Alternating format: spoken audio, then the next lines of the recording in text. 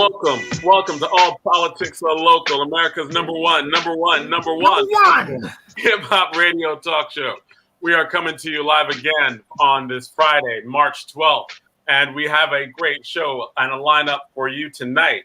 We're here right now with Baba Zaid, a legendary activist. We have Donna Williams, the good Donna Williams, who knows everyone in the state of New Jersey. She is one of the most helpful people I have known. She is a networking person. If you want to know somebody in the state, you talk to Donna. And we have the best DJ in the entire universe, DJ Rhino, who is ride. So welcome. And we can start off with our first guest, our special guest. We have the very hardworking councilwoman from the Central Ward of Newark, New Jersey, Councilwoman LaMonica McIver. Welcome today. Welcome Hello, here. everyone. Hello. Thank you so much for having me. Hello, and happy Women's History Month, sis. That's right. and you are a person who's been making your own history. Like you are following in many footsteps, but you are creating many yourself. I always hear these wonderful things that you are doing in the Central Ward, and also the stuff that you've been doing in nonprofits. And one thing of interest that we heard about is the Central Ward Community Survey. When we talked, I was like, hey, what do you do? You do so much. What are you doing right now? And you were like, hey, it's about the Central Ward Community Survey. So what's that about? What's going on with that?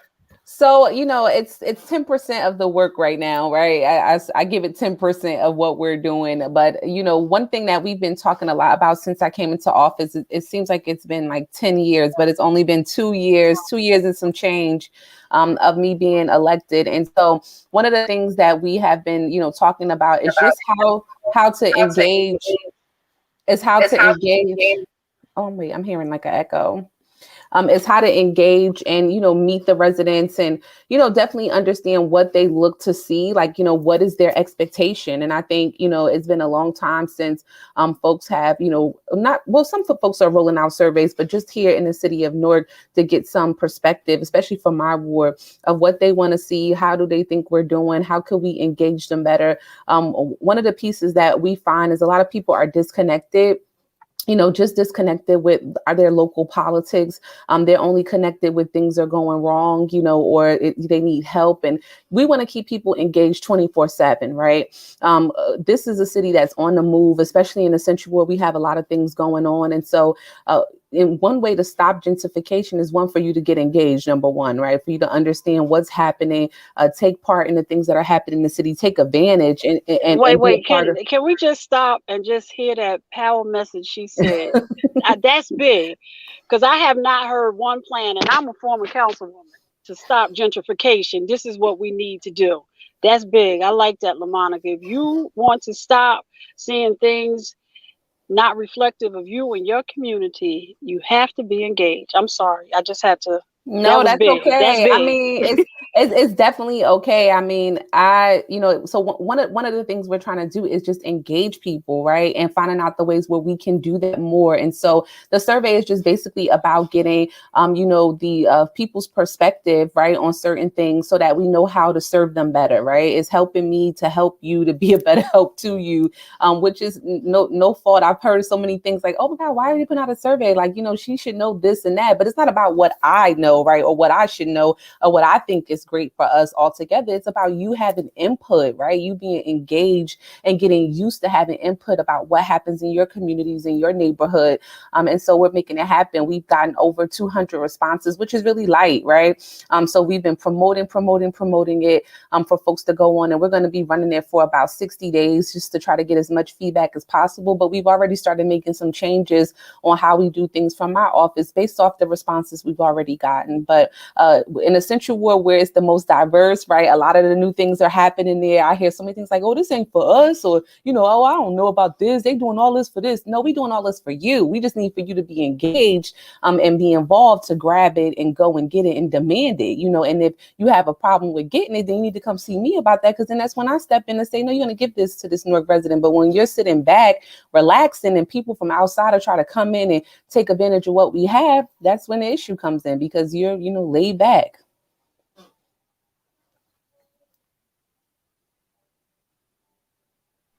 I think of the when Mayor Baraka did the I'm sorry, I'm outside. I'm commuting to my computer.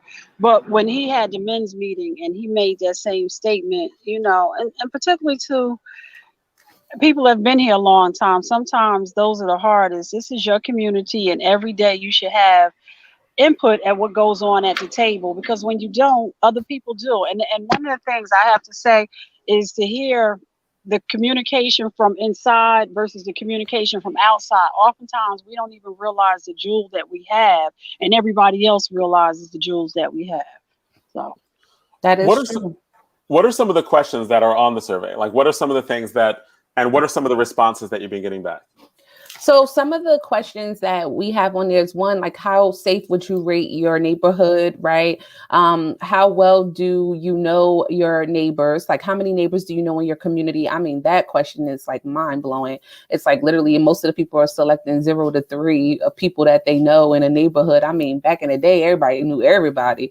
And now, folks don't hardly know anyone, because they're just so busy going in and out. So those are some of the responses we've been getting for that. And then a big piece is too, how could we connect with you more, right? It's about engagement. So many people have said, you should send out text messages. We're really good in text messages, doing text blasts, out, emailing us every week, which we do that already. And then, a lot of people are on social media grabbing information, via Facebook, Instagram, Twitter, TikTok, you name it, all these different things that they're doing. And then just to get a perspective of how they feel about city services, right? So we asked them, like, how would you rate the cleanliness of your block? Another thing is, how do we be more engaging or bring engaging activities to your community? So we gave them a list of things like, hey, do you want to see block parties, farmers markets? What are some community cleanups? What are some things that you think, would be more engaging in your community? And so we've been getting, honestly, our biggest response has been like farmers markets, bringing farmers markets and vending opportunities to like their blocks for them to, to take advantage of. You come home from work, you see somebody outside selling some fresh, fruit and vegetables, or selling something, a local maker here in the city, you can go up and, support them and buy something, especially depending on what it is. So those are some of the questions we have and some of the responses we've been getting. Right. Or Rhino, do you have any questions about the survey? Yeah, we would talk just, we got to deal with the stuff that we're dealing with is difficult, right? Also, right? And I appreciate you so much, Councilman McIver. But so how have folks been responding, right? And especially, what difficult challenges have they identified that we all need to be helping you with? So I think folks are definitely not responding as fast as I want them to, right? I want to see like 1,000 responses in a day sometimes, which sometimes that's just my expectation is, sometimes unrealistic, but that's how I feel. I have high expectations for our people. And so we're still moving slow and getting responses in, but I think some of the things that they've been responding to about the safetyness, like, for the most part, I was surprised to see how many people thought that their neighborhoods was fairly safe. We sometimes when you're hearing about like shootings here and you're getting complaints, sometimes to me, one complaint is one too many, right? It's like, it means it's like 1 million to me when you get one, because at the end of the day, you don't want to hear any, realistically, but at the end of the day, you get those. And so I think some of the things we need help with is one, promotion, of the survey, just making sure we're putting it out there, but also two, just trying to, I think, teach people how to be engaged, right? I think people don't even know like that they should be searching the Newark New Jersey, .gov website to see what kind of opportunities are available. The same way you go when you check in the shade room every day on your social media, you should be going to check in to see what's happening, in your in your town. Like go to the North page on Facebook and see what's happening. So then you don't have to say, oh, we didn't know about this. Nobody ever told us. Like everybody, we can't go to everybody's door every day for every event. Like imagine that. Like that's not going to happen. So you have to take some initiative and literally go onto these things and check these things out yourself and see what's happening so you can get the information you need. How do we deal with our elders with this?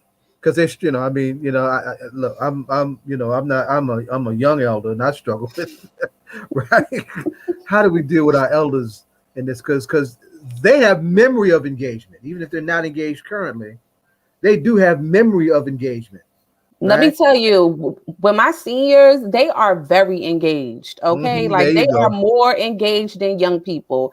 And they probably don't use anything of Facebook where we put most of our information at, but they are engaged because they're calling the office, they're checking in, like, hey, councilwoman, what you got going on this month, girl? Like, when you gonna come? Like, I mean, they are literally every day. And then another thing that we do is we work really good with the building managers and the social workers that are at the senior sites. And so one thing that we do is anything that we have going on, whether it's flyers, things for them, we go to their buildings, like we drop off that information, and then that team helps us like distribute it, door to door, sticking flyers up around the building so they know when testings come in with vaccinations. We literally do I have to give it up to our senior program underneath the direction of Mayor Baraka. We have an amazing senior services program where we are literally going to our seniors every day, bringing different programs and opportunities to them. And if it hadn't been for COVID, we would have had like 50 parties by now, events and everything. They had a very active department where they go see plays and take bus rides and get transportation. So I just feel like the seniors know about how to be engaged and how to demand things, right? And know how to call and find out what's going on and stuff. So they're very engaged.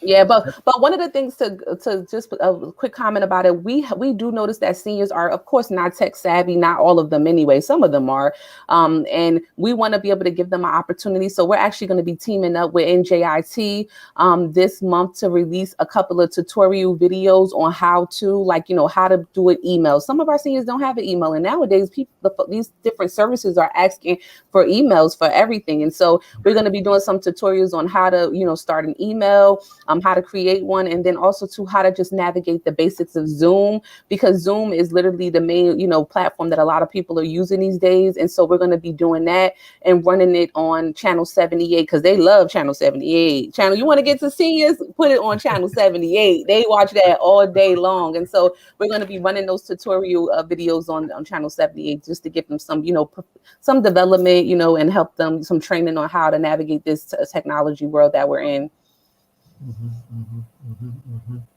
Now, what about our beloved young folks? The ones that don't understand how serious COVID is.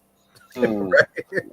Those that don't want to wear masks. I was actually going to ask the same. I was actually thinking the same thing just now. Right? Yeah, like the ones that don't know how to keep their behinds in the house and stay out of trouble. I mean, honestly, it is a struggle. I wish I had like the key answer. I think, a lot of us have been trying to, talk to young people yesterday. Thanks to your team, Mr. Muhammad, they came out. We saw a lot of young people who were just like out here just walking, ain't got no mask. I'm like, well, where you going? Because you everywhere you go to, you're supposed to have a mask on to go inside of somewhere. So for you to just be walking up and down the street and you don't have no mask on, like, how is that possible? And so we, was trying to talk to young people, try to tell them the seriousness about it. I've been trying to use other young people through, nonprofits and the work that great organizations and work are out here doing with young people to try to talk about the seriousness of COVID. And then our number one approach is those, going through the schools, trying to put out that information to, try to make them understand how important it is. But even with that, it's challenging. I don't know where we're going to be after all of this, with our young people, because a lot of them are disconnected from school. They're disconnected from a lot of things. And that's troubling to me, I was also going to ask, especially in terms of COVID, what we're going through right now, all of the isolation that we've had for a while, does the survey reflect that? a lot of the needs and things that come from the survey reflect what we're going through in COVID. What do you find out? What do you think? What do you see? Well, I think for me, I see the idea of I guess surrounding around trying to reach them, right? Trying to stay connected to them. I think that some folks are, emotionally dealing with things, right? They lost a lot of people. And so I feel like some of the survey reflects some of that, but it's not really a survey geared around, COVID itself. It's to me, it's like a survey just in general, not so much geared towards the COVID piece, but how do we make some of these things happen even in the state that we're in of COVID? And that's how I kind of look at the survey itself, but it's not like, questions directly geared towards COVID itself. How will you be able to use the information on the survey? Like, I know that I believe it was Movement for Black Lives that did the Black Census, and what they were doing was trying to find specific answers that would help with various policies. When you're dealing with the community survey, what do you hope to get from those answers, and in a specific way that would help with things that you advocate, right? That would help. Oh, a lot. So, I mean, just for example, let's talk about the safetiness of your community, right? For me, everyone knows, I mean, I think I was on the show in the beginning talking about making, these ownerships have security in their locations to make residents feel safe. I mean, some of these places, they build these locations, and depending on, of course, the city has a mandate that says that you have to, if you have over 100 units, you have to have security. But at the end of the day, we know that there's some troubling complexes and buildings that have less than 100, and they still are having situations where people are breaking in and so forth. So, depending on the data that we get back about, how safe do you feel? I mean, one of the policies that I'm pushing is to try to get those buildings with less than 100 units to have security. If you have a problematic building and, units have been called to your building a certain amount of times, then you should be required to have a doorman or security that's walking, between, these floors, checking out, reporting things, having a direct, line to Newark Police Department to be able to assist. Like, Newark can't do everything. We need people who are investing here, developers and ownership, to really truly be invested. And being invested means helping out with the city, which means you should be keeping your residents safe. That is your responsibility. And I think, that definitely will help. But it also helps us with understanding, like, different things that we need within our own Newark Police Department. We need more patrol. We need more people, walking the beat, and, more community policing and things of that nature. So I think it helps. But directly for me is the push to make sure that these ownerships are making residents feel safe, because they're paying rent to them and they should not be scared going in and out of their homes. Zai, do you have another question? Yeah, I wanted to come back to what Donna put a pin in, and that's the question of gentrification, because you're on the pulse of something in terms of how people raise and maintain stakes in our community, right? Some are our folks who have been here for a long time. Some folks are just trying to come in and make some money and take it right back out, and don't necessarily care about the human beings that exist between their investment, right? Some of us are trying to do some incredible things that are really not being talked about. The great Queen Latifah, everybody's talking about her new show, but do people understand that she's actually trying to invest in affordable housing in town? So how are you managing those tensions and the resistance of gentrification and the good things we're trying to do coming into town? Man, so I think, one, it's nice to have throughout this whole piece of like COVID, and even since I came into office, I'm always giving praises to the mayor, because it's great to have local leadership that is like really cares about the people, putting in policies to deal with these things. And when we had Trump, oh my God, like we needed it more than ever, right? Because that man was crazy. And yes, crazy. And, if we didn't have the mayor that we had and, the governor, like we would literally be like some of those other towns that were struggling to get things. So one, I think our mayor is doing some wonderful things. things, number one. But I think to combat with gentrification, he's doing a lot, right? He's trying to, number one of the ways to, which I said in the beginning, one of the ways to combat gentrification, one is to be engaged and involved, right? That's number one.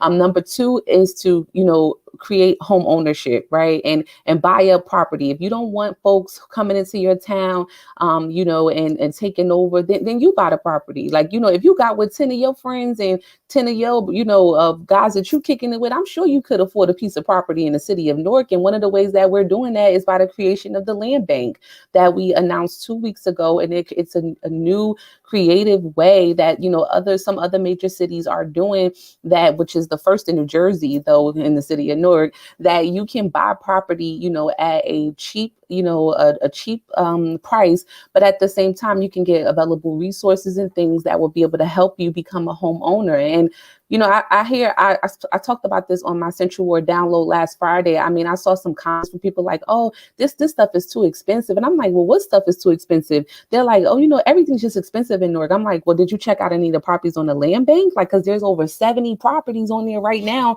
for different, price amounts. And there's mad services available, resources available for you to be able to get these properties. The person didn't even check it out. Like, they didn't know what we were talking about. They just was, making this overall statement. And it's like, you gotta come on, you gotta get the information, right? And so I was telling people on the Central Ward download, like, look, please do your research. Like, don't say what you can't afford. Some of y'all are paying $1,700 in rent, $2,000 in rent in some places. And at the end of the day, you don't know that you can probably get a mortgage that's cheaper than that. And so do your research, do your homework, get involved with some of these organizations out here like NACA and, New Jersey Citizens Action, who's doing home buyer webinars and offering down payment assistance. The city has a down payment assistance closing cost assistance program that you can apply for that gives you up to $5,000. You have Newark Alliances Live local that's giving folks up to $20,000 for repairs, renovations, and helping with closing costs. I mean, so I just think folks have to educate themselves of what that looks like and how you can take advantage of that. And so that's why we've been pushing a lot through the Land Bank, through Invest Newark, to continue doing mini webinars, which they're going to be having one coming up next week, just to try to keep getting in people's mindset, like, yo, check it out. Check out how you could own a property. Check out how you can get this. Even if you already own a property and you're a city owner, you live in the city, you live in that property that you own here in the city of Newark, you can literally go and get you another property. And we have a, Newark First preference. So if you're a Newarker, you get first preference and first dibs basically on some of these properties. And folks just gotta, they gotta educate themselves. But I think that's definitely one way, to create, generational wealth, create ownership here in the city. That's definitely one way how you combat gentrification. Let's not forget about our affordable program, our IZO, the inclusionary zoning. How many places have that? This is a great tool where we demand developers to create affordable housing on their projects that they're making. No, you're not going to come here and do a 100% affordable, a 100% market rate project and then ask for the city to give you a tax break. Nah, if you want to do that, you got to do this. And so, that's another way that we're doing that as well, by, demanding that these locations have affordable units for our residents here in the city of Newark. And we're actually even going to be doing more that's going to be coming up through the city's Equitable Growth Commission, which shout out to the mayor for creating the Equitable Growth Commission. I sit on that commission as well, along with some brilliant, amazing people who are stakeholders here in the city through different nonprofits and agencies. And they help us talk about how we move the city forward, but how do we do that equitably, right? How do you grow a city and be equitable at doing it? And many places don't focus on that. They just want to grow, make the city better. But, you got to have that in mind. And how do you keep the people intact and the people that are here benefit from that growth? And so we're working on some great things that are going to be coming out, some new policy changes and things that I'm really looking forward to. It seems like you're really vested in getting the community involved at every aspect, right? When you're talking about the community survey, trying to figure out what the community needs. When you're talking about the land bank, you're talking about, ownership of the city as a way to deal with gentrification. Were you always thinking along those lines? Because it seems like these are things that, you find a lot of people who agree, and you also seem like you are that's part of who you are as well, right? That seems like community minded. It seems like you. What in your background brought that out? Well, I think one, growing up in an organization, coming out of an organization that we had a number one teacher, Imam Baraka, who put that instilled into our mind about loving the community. Right. Number one, they taught me at the age of 10, where I was like all over the place, like crazy. And I still was crazy after that. But just to know how to, one, love your community, love yourself, love your community, love the people around you, and kind of, helped us understand why we were doing things like giving out food and, having clothing drives and trying to encourage people to get out and vote, and to have some control over their communities, over their streets, over their blocks. And so to learn that at a young age, I mean, I definitely feel like I was blessed, because there are a lot of grown people that don't understand that now. But I think, one, if we're not engaged, then we're going to miss out on a lot, and I think a lot of us believe that things are going to come knocking on our door and just invite you into it. And it just doesn't work like that, so I spend a lot of time trying to engage people and our folks, like how to get the information on your own, like how to search it, how to demand it. And the reason being, when I first came into office, we used to be having we still do have great things, but we would have like all these events, and I would be asking people like around, like, hey, oh, great, you from North? Like, where you from? Are you from like the Central? I mean, they'll be like, oh, I'm from, East Orange.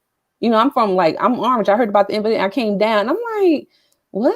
And no pun intended to, my local, so this is like all one big Newark, but no attempt, to Orange or East Orange or any of those places, because we're all, good friends with everybody there, and we're all one big family, right? We're all in this whole thing for one reason. But at the end of the day, I'm like, oh my God, why are these Newarkers like coming down to this and that? And I tell Newarkers all the time, some of the things that we have going on here, no other place is doing. Like some of the stuff, like I was elected to be representing Newark in the National League of Cities for the Large Cities Council. And I sit on this board with like all of these other major cities, all of these elected officials, and the stuff they be talking about they're trying to do.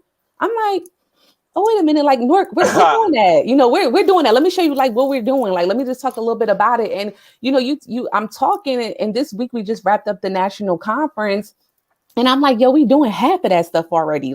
So it's like, people have to understand the jewel that we have here in the city of Newark, love that, grab that jewel, and, definitely take advantage of it, So, I mean, Newark is in a great place. It's going great. We have a lot more progress to make, but we're going in the right direction. Yeah. And you are definitely representing tonight with all the information that you gave. We're running out of time for this segment, and we always say we got to get you back. We have to have you back more often because you really do a lot of different stuff, both in the city and nonprofit. But very briefly, you've been on the show before. We always ask the question about who your favorite hip hop artists are, individual or group. Who you listening to now? Right, but right now it's just like 9 times. Right, who are you listening to right now? Just real quickly, who you rocking? So you already know I can't say who, because I don't have like one favorite. But I've been rocking all day today, to be honest with you. AZ. Okay. Yeah, AZ. I think it's like the I don't know what album it is, but it's I can't think of the song I love. I want to say it's Illmatic or whatever, something like that. But that is my song. That is my choice of song today that I played like 1,000 times when I got into the car. So AZ today. All right, cool. Well, thank you so much. Thank you so much for coming out on the show again. We're gonna have to have you back. For sure. Again. But thank you again. So we'll definitely talk soon. All right. See you, Brother Muhammad. See you. Donna was on, DJ Rhino. And thank you, as always, Jonathan, for having me. And I promise I'll be back on soon. All right. No, thank you. Look forward to having you back. All righty. Take care. You too. This is All Politics Are Local, America's number one political hip-hop radio talk show. We are coming into right now with DJ Rhino and the state of hip-hop. And we have special guests tonight. We have 2 authors. We have Jeff Chang, and we're going to have Davey Cook on talking about their new old book, right? They're putting out a young adult version of the classic 2005 work, Can't Stop, Won't Stop. and won an American Book Award. Incredible work of hip hop. And so thank you for coming on. So what's up? What's going on? Hey, it's good to see you. Why the welcome? Jeff, you're already Jeff Chang. Welcome. So what's up with the 2005 and why the young adult version now? Well, the book, I've been blessed to kind of have it continue to have a life since 2005. People have been teaching it. People have been reading it. People still talk about it. My editor came back to me a couple of years ago and was like, we need to make this available for a new generation. And I was really down to do that. So I gave a call to my man, Davey D, who's a good friend of mine and who I always wanted to do this with, actually, even from the beginning. And we got to work. And so now we've got a book that's taking a lot of the things that we had in the original and bringing those stories to a new generation to kind of carry on. DJ Rhino, what do you think about just the writing about the history of hip hop and the new book for a younger generation? DJ Rhino, you there? Yeah, I'm here. You hear me? Yes, I can hear you. Yeah. Well, I haven't read that specific piece, but I'm always interested in getting people's perspective on the history of hip hop. A lot of times it ends up being somewhat of a personal perspective from the author. But still it's an interesting perspective to get on, the history of hip hop. I love to hear those things, to hear, just those perspectives. Cool. Do you have any you have a question to ask about that in terms of just what his perspective is, or was it a personal, is it a personal book? Well, I would ask, how you doing, Jeff? How you doing? All right. No, I was just going to ask. Oh, your sound just went out. You hear me? Very low. You were very good before, and then you just went out. Whatever you were doing before was working well. Very light. Before you were really in, and you did something and it just went real light. That's why somebody's trying to call me on the phone. Jeff, while he's doing that, can you tell us the link for the new version? I just put up the original book. Oh, sure. You can actually access it at bit.ly/CSWSYA, and the CSWSYA is in all caps.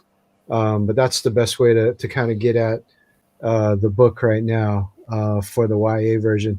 And we also got an audiobook too that Davey and I did.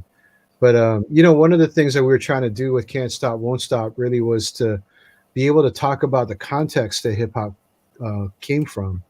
And so to be able to kind of place hip hop back into its context in the Bronx, in New York City, in New Jersey, and the times, right, where there was the politics of abandonment, where people were pulling money out of the inner cities from Black neighborhoods, and Black folks getting together and, finding a way to be able to have fun, but also to be able to make their voices heard. So that's really what the book was about. We meant to kind of contrast the politics of a generation with the culture that the generation ended up creating. And so it's been a joy to be able to bring that story forward into this era. And, for us too, it was really important to be able to capture moments like the 2004 National Hip Hop Political Convention, which happened, right, of course, in Newark, right? We all came from across the country, Davey and I coming from the Bay Area to Newark, having registered people to vote, having the chance to be able to meet with thousands of other folks to be able to move a political agenda. And folks went back and organized, registered hundreds of thousands of people to vote, and really provided what you saw as a sort of youth voting surge that ultimately, led to the election of Barack Obama. So it was a turning point, and yet nobody really talks about that particular point, what hip hop was able to do in terms of leveraging its cultural power to move it into political power. And those are the kinds of stories that we get to tell to new generation of kids. Oh, that's wow! Because we actually just had a show that featured, that history of the hip hop conference. What are some of the other what is some of the other history that you think that young people just don't know that they should know that you felt compelled to do a young adult version of this? Well, it's really important for young folks to recognize the kind of power that they have. And from the very beginning, hip hop really comes out of young folks who have been abandoned by government, by older folks, particularly young Black folks who have been abandoned, and yet they come together. They figure out a way to get it together. And so we talk a lot about the gangs during that period, and how they form a gang peace treaty in 1971, and this gang peace treaty actually leads to the rise of hip hop, because when young folks figure out how to make peace with each other, that's when all of this creative energy comes up and leads to literally the summer of 1973, where the new party scene starts up.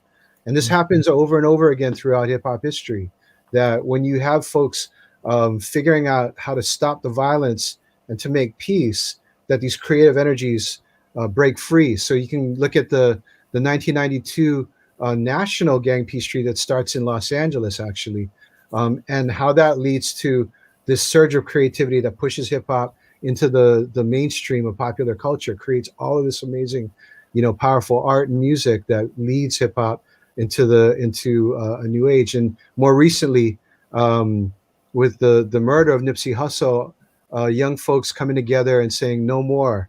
We're gonna have peace," and that leading into this renaissance of music and art that we see today in this particular moment of Black Lives Matter.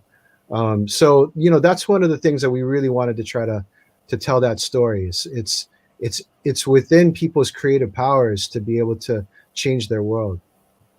All right, we have our good Councilwoman Donna joining us as well, and DJ Rhino. Are you good? Because I really want to. He's one of the best DJs in the whole universe, as DJ Rhino, and would love to have him see what to ask some questions in this. Is your sound? Is it back? He thinks he's on the mic, but he's not. All right, it's not. All right, so we'll keep trying on that end. But good Councilwoman, thank you for joining us. She is one of the most wonderfully helpful people I've ever met in terms of networking, bringing people around. Do you have any questions to ask? I'm just joining in, so I know I heard you talking about how what was going on in the streets influenced hip hop, and then you went on and started talking about Nipsey Hussle. So I'm just gonna keep listening, and I'm gonna jump in, but I'm coming for you. All right. So I'm gonna have some questions, but I want to continue to listen. I did want to piggyback on that and just say, you're actually saying that it's peace movements that generate hip hop, like very artistic, like new, like Renaissance level hip hop, not necessarily the other way around. Like hip hop doesn't create peace, but when peace is created, you get great art. Is that what I was feeling or not? Yeah, that's exactly, Jonathan. That's exactly what we're talking about. Is to have to be able to have an outlet, to be able to express yourself, is the most powerful thing in the world, right? And I think what we see is over and again is folks saying, I'm gonna figure out how to demonstrate who I am and what I have to say, and so hip hop has been that. Hip hop has been that voice for young folks, starting again in the Black neighborhoods of New York City, the Bronx, Brooklyn, Lower East Side, Queens, expanding, right? Talking about Newark, Jersey City, Philadelphia, all of these different types of places where hip hop really begins to originate, then spreading,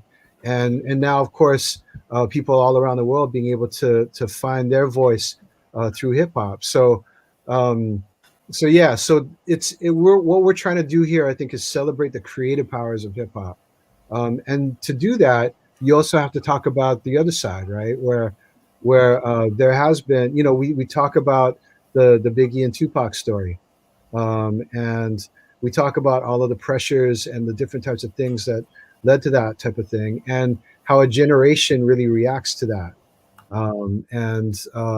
and forms out of that, like this moment where hip hop literally becomes the most powerful music form, art form in the world. So when you're dealing with the issues of tragedy in hip hop, right? Like and how that affects us. Now you're talking about that as the flip side. What did you find as some of the historical like truths that happen with tragedy, whether it be Biggie, Pac, Nipsey Hussle? Like when you're dealing with tragedy, what has been the thing that's been reoccurring within it? So many of the stories of the hip hop greats are unfortunately come from tragedy and come from folks dealing with trauma in deep kinds of ways.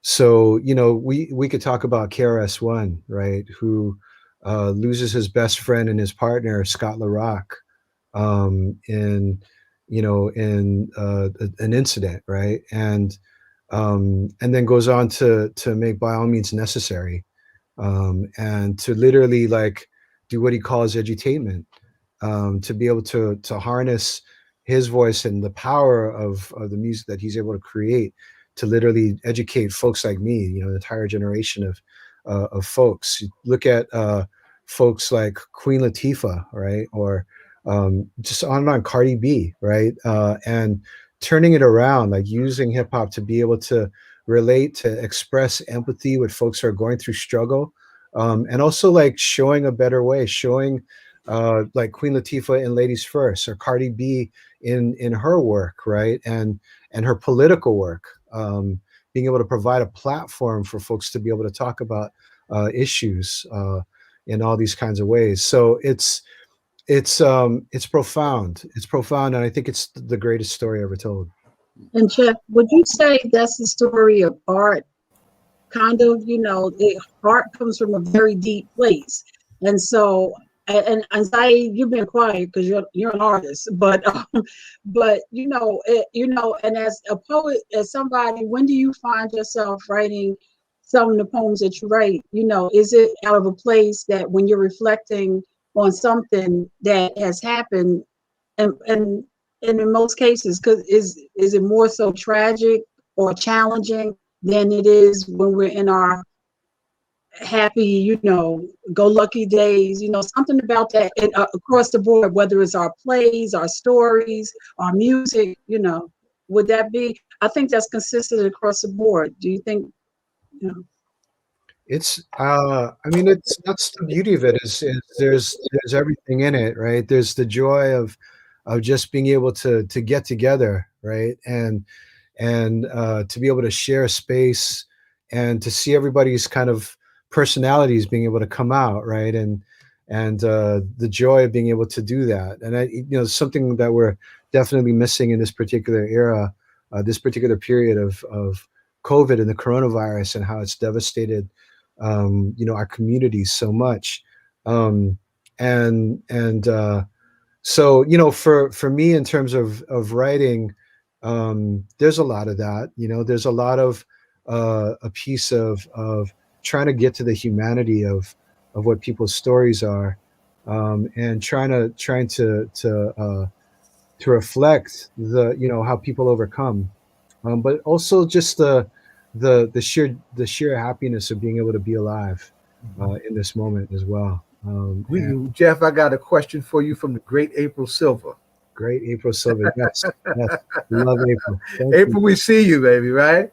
Yes. Who and what are moving hip hop culture forward today, in your opinion? See, that's a big question. April doesn't ask small questions. You know, for me, it's a beautiful thing to kind of see hip hop get recreated. I feel like it gets recreated every 2 or 3 years. There's a whole bunch of new young voices that are in it, so it keeps me young. I'm not young anymore. I'm post young now, and I'm very post young. But it keeps me in a way, right, able to relate to my kids, to my nephews and nieces, to the kids around you know the way and that kind of thing, um, and to be able to kind of see that, you know, like one of the beautiful things that Davey did was he was like, hey, well, when you know, he talked to his kids are 8 and 10. He said, when are you guys are gonna do something for your dad? And so they're like, oh, we got you. And they made a TikTok video of it, right? Of all this to kind of promote their dad's book. And they're the folks that we wrote for. So that's the kind of thing that gets me excited about it, is being able to hear new young voices coming into this. And then the wisdom of youth. I think that we celebrate the wisdom of our elders, but to look at somebody like young Kendrick Lamar, you know, pulling down the Pulitzer Prize, and being able to take people from very young age to a very old age, people older than me, and say, this is what the world's like now. And to be able to center folks in the reality of what's going on, and saying, you know, let's look at how this really is going down, and let's figure out how we can all move forward together to change things for the better for folks. You are very obviously deep into hip hop in terms of the, you know, just producing a lot of information about history and culture.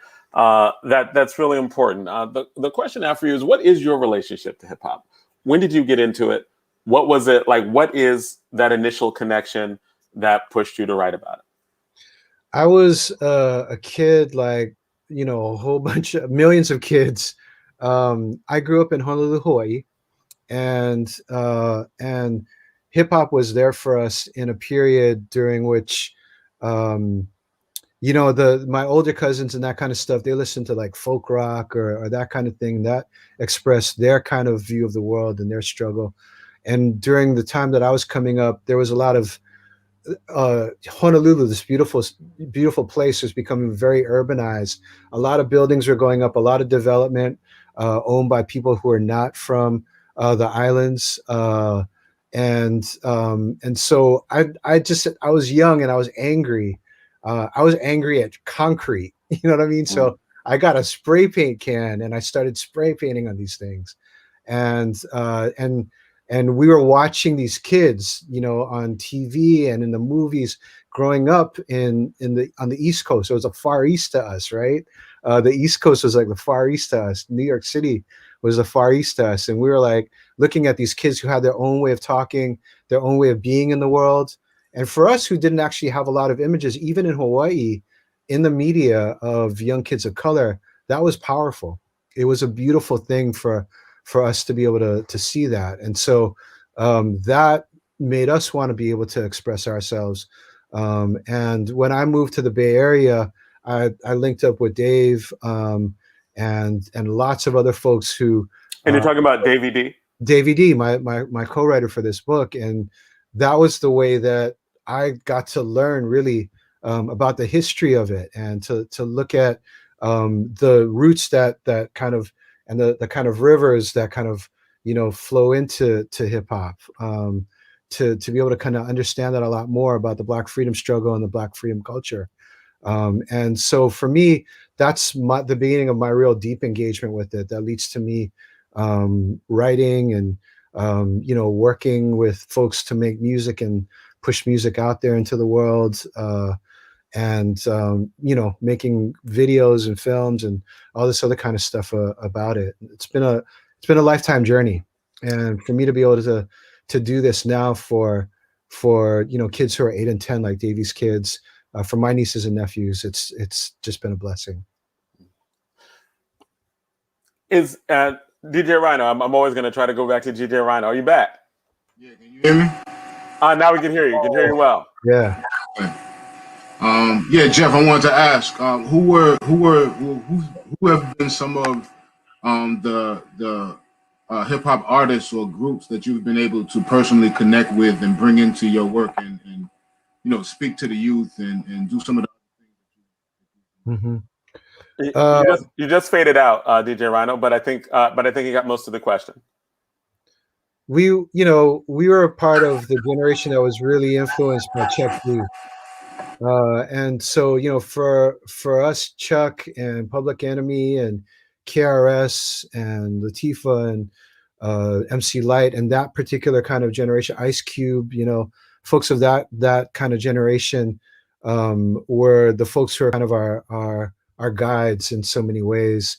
And so in the book we're able to tell a lot of those stories and to be able to talk about how they changed the consciousness really of a lot of young people like myself and people younger than me who came up. And for us it's kind of important to be able to make sure that we're able to tell those stories again, to be able to show to young folks who might be fans of Kendrick Lamar, or Rhapsody or Sarok or that kind of thing. Like they're in this line of folks who have been doing this, right? And of course we could go back long before hip hop too. I got to work personally, make some records with the Watts Prophets, who were a group of poets, powerful poets on the West Coast who were contemporaries of the last poets in New York City. But in LA, we're doing things that kind of became the foundation of Los Angeles rap. But we're talking about the conditions that they were facing living in Watts back, in the early 1960s and before that, leading up to the Watts riots and afterwards. So I've been really blessed to be able to meet a lot of my heroes in my lifetime, and to be able to share their stories again, and now to be able to pass them on in that way. It seems like a lot of your influences were very nation conscious hip hop, and what you talk about is that it's power to transcend like geography and get people to think about and question the nature of society, right? Like the way when you're talking about your own experience. Hip hop has many different shades to it, right? Has many different forms, has many different iterations of it. Do you think that all of those iterations function in that same way? Well, I'm not really sure what you mean. Well, I'm saying like you mentioned Chuck D, you mentioned a lot of the nation, you mentioned Kendrick Lamar, you mentioned people who are overtly politically conscious in what they do. Would that have the same effect as WAP, right? Does that have the same effect as other genres of hip hop that might have a different kind of message? Oh yeah, for sure. I mean, I was looking at Rhino's shirt and Chief Keef, right? Well, I see what you're saying. Okay, right. Yeah. I mean, He did say Cardi B though. I did say Cardi, and I'm looking at your shirt and I'm thinking about Nice and Smooth, and I'm thinking about Mantronics. I'm thinking about EPMD and folks who are like, I mean, we listen to all of that as well, right? I mean, I was a big fan of all of those folks as well. Thinking about like Steezo, right? Steezo is like Dave's favorite records. He plays that all the time still in his sets. And thinking about stuff now, like say like Chief Keef or other types of folks, one of the things that I went through my sort of, fist up kind of phase, and I'm still an activist. I'm still an organizer. Right. And one of the things that my friend schooled me on very early was, yeah, it's good that you're down for all this conscious stuff and this nation stuff, but really you got to recognize what folks across the board are saying, that hip hop is reflecting all of these voices that would not be heard otherwise. Right. And so a Chief Keef coming from Chicago and the particular period that he's coming out of Chicago in that time, you know, that's not the kind of stuff that I'm going to groove to. And is it the type of stuff that is increasing the violence? I think there's a huge debate about that.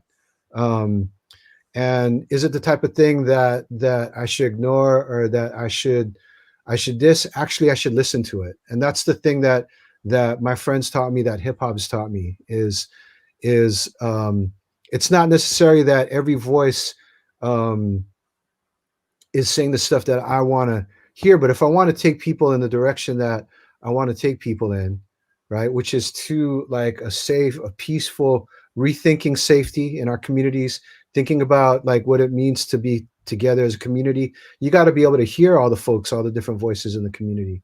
And that's one of the things that I've really had to come to learn about that. So this is the stuff that moves me. These are the artists who move me, but I got to keep my ears open. Okay. One of the DJ Ryan, do you have another question to wrap this up? I do have another one, but if you have something, I'm gonna let you go. All right. So, well, one of the questions I want to ask you, just to to wrap things up, it's going to sound like a deep question, but I think that's something that you grapple with, and I think that you'd appreciate. When we're talking about voices, and we're talking about telling the story in history, right?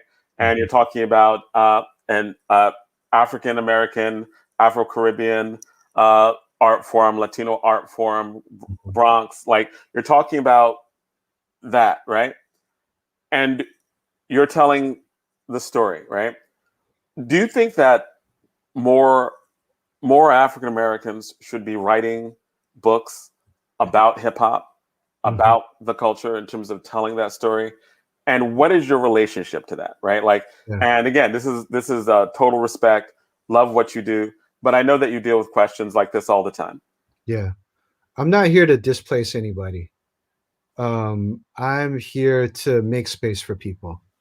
And so that's my job, right? That's what I think I need to do as somebody who has been gifted by the Black freedom struggle and the Black freedom culture with so many insights into the world and how it works and where we need to be going. I also want to represent as somebody who has been powerfully shaped by that, right? By those forces, by those voices, and to respect what that means. But I also need to, as somebody who is not Black, hold up my part of this as well, right? I need to be able to talk to folks that I can speak to about these truths, about these hidden histories that people hide from us, that keep us, in order to keep us divided. I need to be able to kind of to do that work as well. So my job here is to put in that work and to do it in a respectful way, and to do it in a way that respects the debts that I owe at every turn, but not to be shy about it. I think in order for freedom movements to move forward, they need to be able to have folks join them. And that's who I've been in my life. And I want everybody to be there as well. Oh, thank you. Actually, almost out of time, but I actually wanted, we need more time. We need to have you back, because I really wanted to get into the whole question of Afro-Asian solidarity. But wait, we have 1 minute left. We know we're not going to get to that. That's the big one. We still haven't asked that last question. So we can't start a whole new topic on that, right? But we got to have you. But we do have so I just want to identify a point of return. We do have.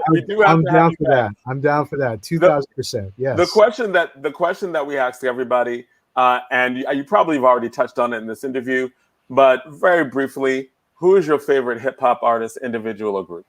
Oh man, come on, that's the hardest question of all. You can give a top five. You can give a top five about it. You say 1 minute. I mean, my all-time favorite group, I'll say this proudly to the heavens, is De La Soul. Like, they will always be my favorite. Like, they to me continue to represent the pinnacle of the art form. So they just had an anniversary on March 5th. March 3rd. Right, 3 feet high and rising. Yes, yeah, right. Yes. Oh, okay. All right. So although we are out of time, Ed Riley just came in. We're getting ready to start the next part of our show, but Ed, do you have any questions to ask our guest? Ed Riley, you there? Ed, can you hear us? You are muted. Now I'd be interested to know. Yeah, can you hear me? We can hear you now. There you go. Go ahead. Mm-hmm. Ed, can you hear us? If you have anything, if anyone has anything on in the background, turn it off. I'd be interested to know. Yeah, can you hear me? We can hear you now. There you go. Go ahead. Mm-hmm. All right. So listen, I'd be interested to know, how important was graffiti and hip hop to the culture back then, and is that as relevant today, you think, to young people? Because one of the things you said earlier is when you said you was mad at concrete, and you talked about getting a paint can and going to work. Mm-hmm. Yeah. I mean, for me, that was everything, right? Being able to, I mean, I didn't think of it as a protest or anything. I just thought of it as like, what is this? This wasn't here last week, right? So I'm going to add a little bit onto it now. And, to see like the graffiti movement, to see like the subway art movement during that particular time, just was mind blowing to me to think about, like, wow, like these are kids my age that are painting these entire trains, and seeing the incredible creativity. That was something that was it's mind blowing to me. I think that it still is mind blowing to me that folks could do that. So to think about artists like Dondi or Futura or Phase 2, may rest in peace, or all of these folks and their influence that they had on me was immense. It was just really, really huge. And I think that in of itself, right, as we talk about the music, I think that the graffiti back then was just as important as the music. Mm-hmm. And I think that at some point, I think that, just like, there are tons of pictures that folks have taken as it relates to the music and some of the artists. I think that if you take a look at some of the graffiti that, a lot of these folks were expressing themselves with, and then even as you talk about breakdancing, right, how important that was to the culture. Absolutely. And I think that those were elements. And I think that, so if we talk about now young people, do you think that that still is important to them today? All of those different elements of the culture? Yeah, I'll tell you this, Ed. Like, one of the things that brought, like, I grew up in Honolulu, Hawaii, right? One of the things that took me back to China was hip hop. Was getting a chance to be able to go and be there at a b-boy contest in Hong Kong, and to be there amongst folks, who my ancestors, like, they had spoken that language, right? So it was powerful to me to and everywhere I've been able to go, it's been the type of thing where I touch down and I'll be able to meet graffiti writers, and I'll be able to meet b-boys and b-girls, and folks who are doing that, because those are the folks who are, in so many ways, where the commercial culture won't hold the values of hip hop. Like, those are the folks who are holding it down in those cities. So absolutely, I definitely agree with you. It was really powerful to me, and I still feel like, I'm, like I said, I'm post young, but I still feel like a kid when I'm able to meet folks wherever I go who are practicing those types of forms. So yeah, that's right. I think that's why I think that, when we talk about your book, I think that's important. But I think that at some point, I think, Jeff, that somewhere along the line, people like you are going to have to talk about, because I listen to your emotion when you talk about the graffiti, right, and the breakdancing, and when you sort of come into an area, and all of that culture is expressed through the dancing and through the art, right? And remember, a lot of those cats didn't really get an opportunity, in my own mind, and what I saw coming through in the last 30 years of hip hop. A lot of those guys didn't get an opportunity to really display, their art, as it were. And some of that stuff, you still drive by some of these places today and look under some of those overpasses, and you see some of that art is still up. Mm-hmm. Mm-hmm. That's true. A lot of those artists never got their flowers or weren't able to cash in, so to speak, whether monetarily or just in terms of, reputation and love that they should have gotten. Because graffiti is the type of thing where it's here today and it's gone tomorrow. And if you're dancing, then your memories are going to be of that moment. It's not going to be of something. Well, I guess maybe it's different now because you can put it on video and all that. But yeah, I agree with you. I definitely agree with you. A lot of those folks didn't get their love. But that's what we're trying to do. That's why we have to keep the stories moving forward. So that's right. I take that. Yeah. But Ed, I'm always telling folks to tag, Free Mumia, tag All Power to the People, do some radical, do some insurgent tagging. If you must tag for the people. Hey, Zaid, I think we might have time for your question, if it's okay with Jeff Chang. You were about to ask a question that was actually a really good question. We're going to have him back to go through the entire part of it. But if you have time to just start to approach that answer, Zaid, do you want to answer that question? I wanted to also talk about his other work, right? Who We Be, the colorization of America. What does that mean? Why was that so important for you to do that? And how do we take ownership of the colorization of America?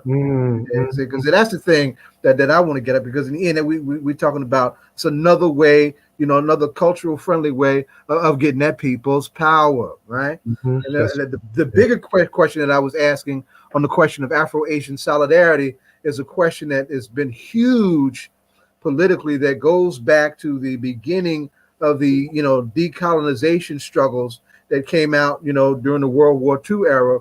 And what Asia meant to African people here in the United States, is huge. It continues to be huge. I just did a forum with the granddaughter of Yui Kuchiyama, right? For example, Yui was a Japanese legend who rolled with Malcolm, right? Yui was in my organization. You know what I mean? We have all these incredible examples of solidarity, right? That brings us together, right? Using the culture for the sake of really trying to change our world, So so the question of hip hop being a catalytic force, at this time, as it has been in other times, standing on the shoulders of other kinds of cultural work, that rides right along with our political struggle. That's the bigger conversation I wanted us to get into. I would love to have that conversation, and all love to the Kochiyama family, who have been so powerfully influential, I think, to so many of us who are out here, trying to find a way towards stronger solidarity and towards thinking about what freedom really, really means. The example of Yuri, of people like Grace Lee Boggs, of folks, before that, obviously, like thinking about the relationship of the Black Panther Party through the IWK, the Iwar Kun, and folks like that, the 60s. There's so many cross-cultural pieces, and even now, right, thinking about this particular moment and what's happening with they're trying to pit, I think, again, Asians against Blacks in looking at these questions of anti-Asian hate violence. Yes. It's not what's happening. Like Dave and I are living examples here in the Bay Area of what's really going on, which has been, decades upon decades of solidarity and people standing up for each other. Or, thinking about, again, how we rethink safety, not having, fighting against our Asian brothers and sisters who are saying, no, we need to have more policing. No, we don't. We need to be able to stand in solidarity in thinking about where we go from here, and how to stop violence all across the board. Right. And so that's part of what we see as our legacy and what we have to carry on. So that's another conversation that we could definitely blow up. Oh my goodness, the brother's here. We have a guest that came in, Davey D. Hey, how y'all doing? What's happening? What's happening, little brother? Good. I completely apologize about being late here. I'm sitting outside in my car, and I'm sitting there like, I got to do something today. And then just next thing I know, I get this thing like, where the hell are you? And I'm like, I'm here in the car. And then I was like, oh no. COVID has us thinking that, yesterday's tomorrow and tomorrow's today. And, been there, little brother, been there. Well, thank God Jeff is here, because Jeff be on the detail tip. Now, he held it down. Yeah. And what's crazy, I was just talking to somebody about this very topic. That's why I was engrossed, like with my neighbors sitting there talking in the car. So that's weird. So you two met way back in the day. How did you two meet? Well, Jeff used to babysit me when I was a kid. No, we joke about each other's age, but no, we both went to UC Berkeley. We went to Cal Berkeley. We're both Bears. Famous Cal All Berkeley. right. Yeah, that's how we met. And he was definitely a political activist. I was part of that as well. I was definitely a hip hop guy. We were part of the effort to get Pedro Noguera elected to be the first Black president of the UC. Nice. Started this political party. We were part of the people that started this party called CalServe. So we go back many moons. And David, where are you originally from? I'm originally from the Bronx, Soundview section. Okay. And where do you reside now? I'm in Oakland, California. So I'm an Oakland guy now. So you're actually early, because it's what, 4:00 in Oakland? Yeah, 4:00. Okay, so you're early then. We start at 6:00. So maybe you thought it was 6 Oakland time. Something like that. Yeah. I have to tell you, I've been out to Oakland. I served as a councilwoman in my local town, and we came for the youth games to Oakland. And by far one of the best, Mayor Ron Dellums, oh my gosh, one of the best recreation programs. I was so impressed. I don't even think I've seen a comparable recreation program today than what you guys had out in Oakland. I was really impressed. When he was the mayor, or when he was the congressman? When he was the mayor, yeah. And just and the placement, like your open space and parks, and it was really, it was cold, from the East Coast coming there in July, I was cold, but right. But it was beautiful opportunity to come out and experience Oakland. And it was under Ron Dellums when he was the mayor. Yeah. Yeah, Ron was a great congressperson. Unfortunately, when the Oscar Grant thing happened, a lot of the luster for many of us was lost with him because of the response to it. And so, we had some heated debates, during that time. But, his legacy of what he did, especially as a congressperson, is impeccable. But, he was really drafted to be mayor. And that's a very different type of body to deal with. And I think he was surprised that when he, as the mayor, came on, that, police officers are going to go crazy and they don't care who you are. And, and those day-to-day responses was something that I think he found to be challenging. And definitely, for people that were involved, he caught heat. He caught heat from a lot of folks, with that Oscar Grant situation. Yeah, mayors are very hands-on, and just to see what you guys were doing on the ground in terms of recreation and open space, I can imagine. Yeah.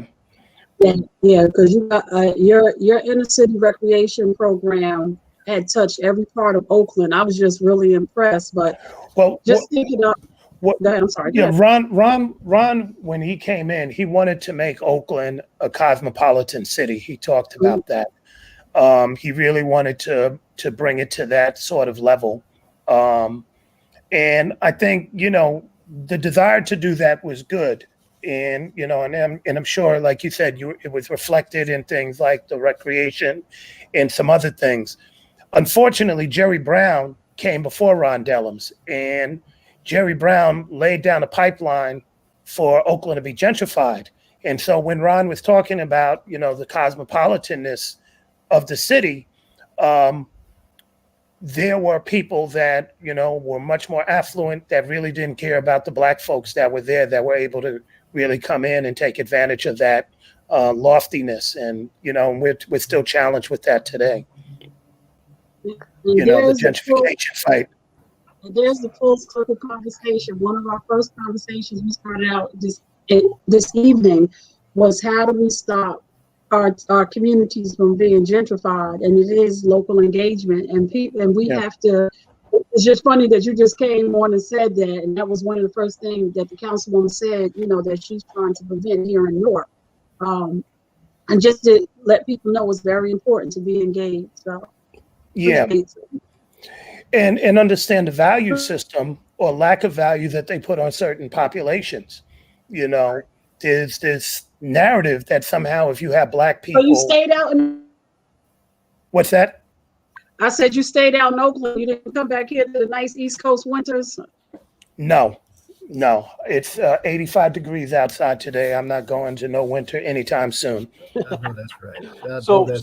So Dave, now that you on, why don't you give us your impressions of the book and of course, why do you think it's important for this particular version of the book to come out now and speak to this particular generation of young people? Well, I teach, and one of the things that I find as a teacher, as somebody who teaches up at USF, I mean not USF, at San Francisco State, is that my students don't have a sense of history, and that's not by accident, that's by design.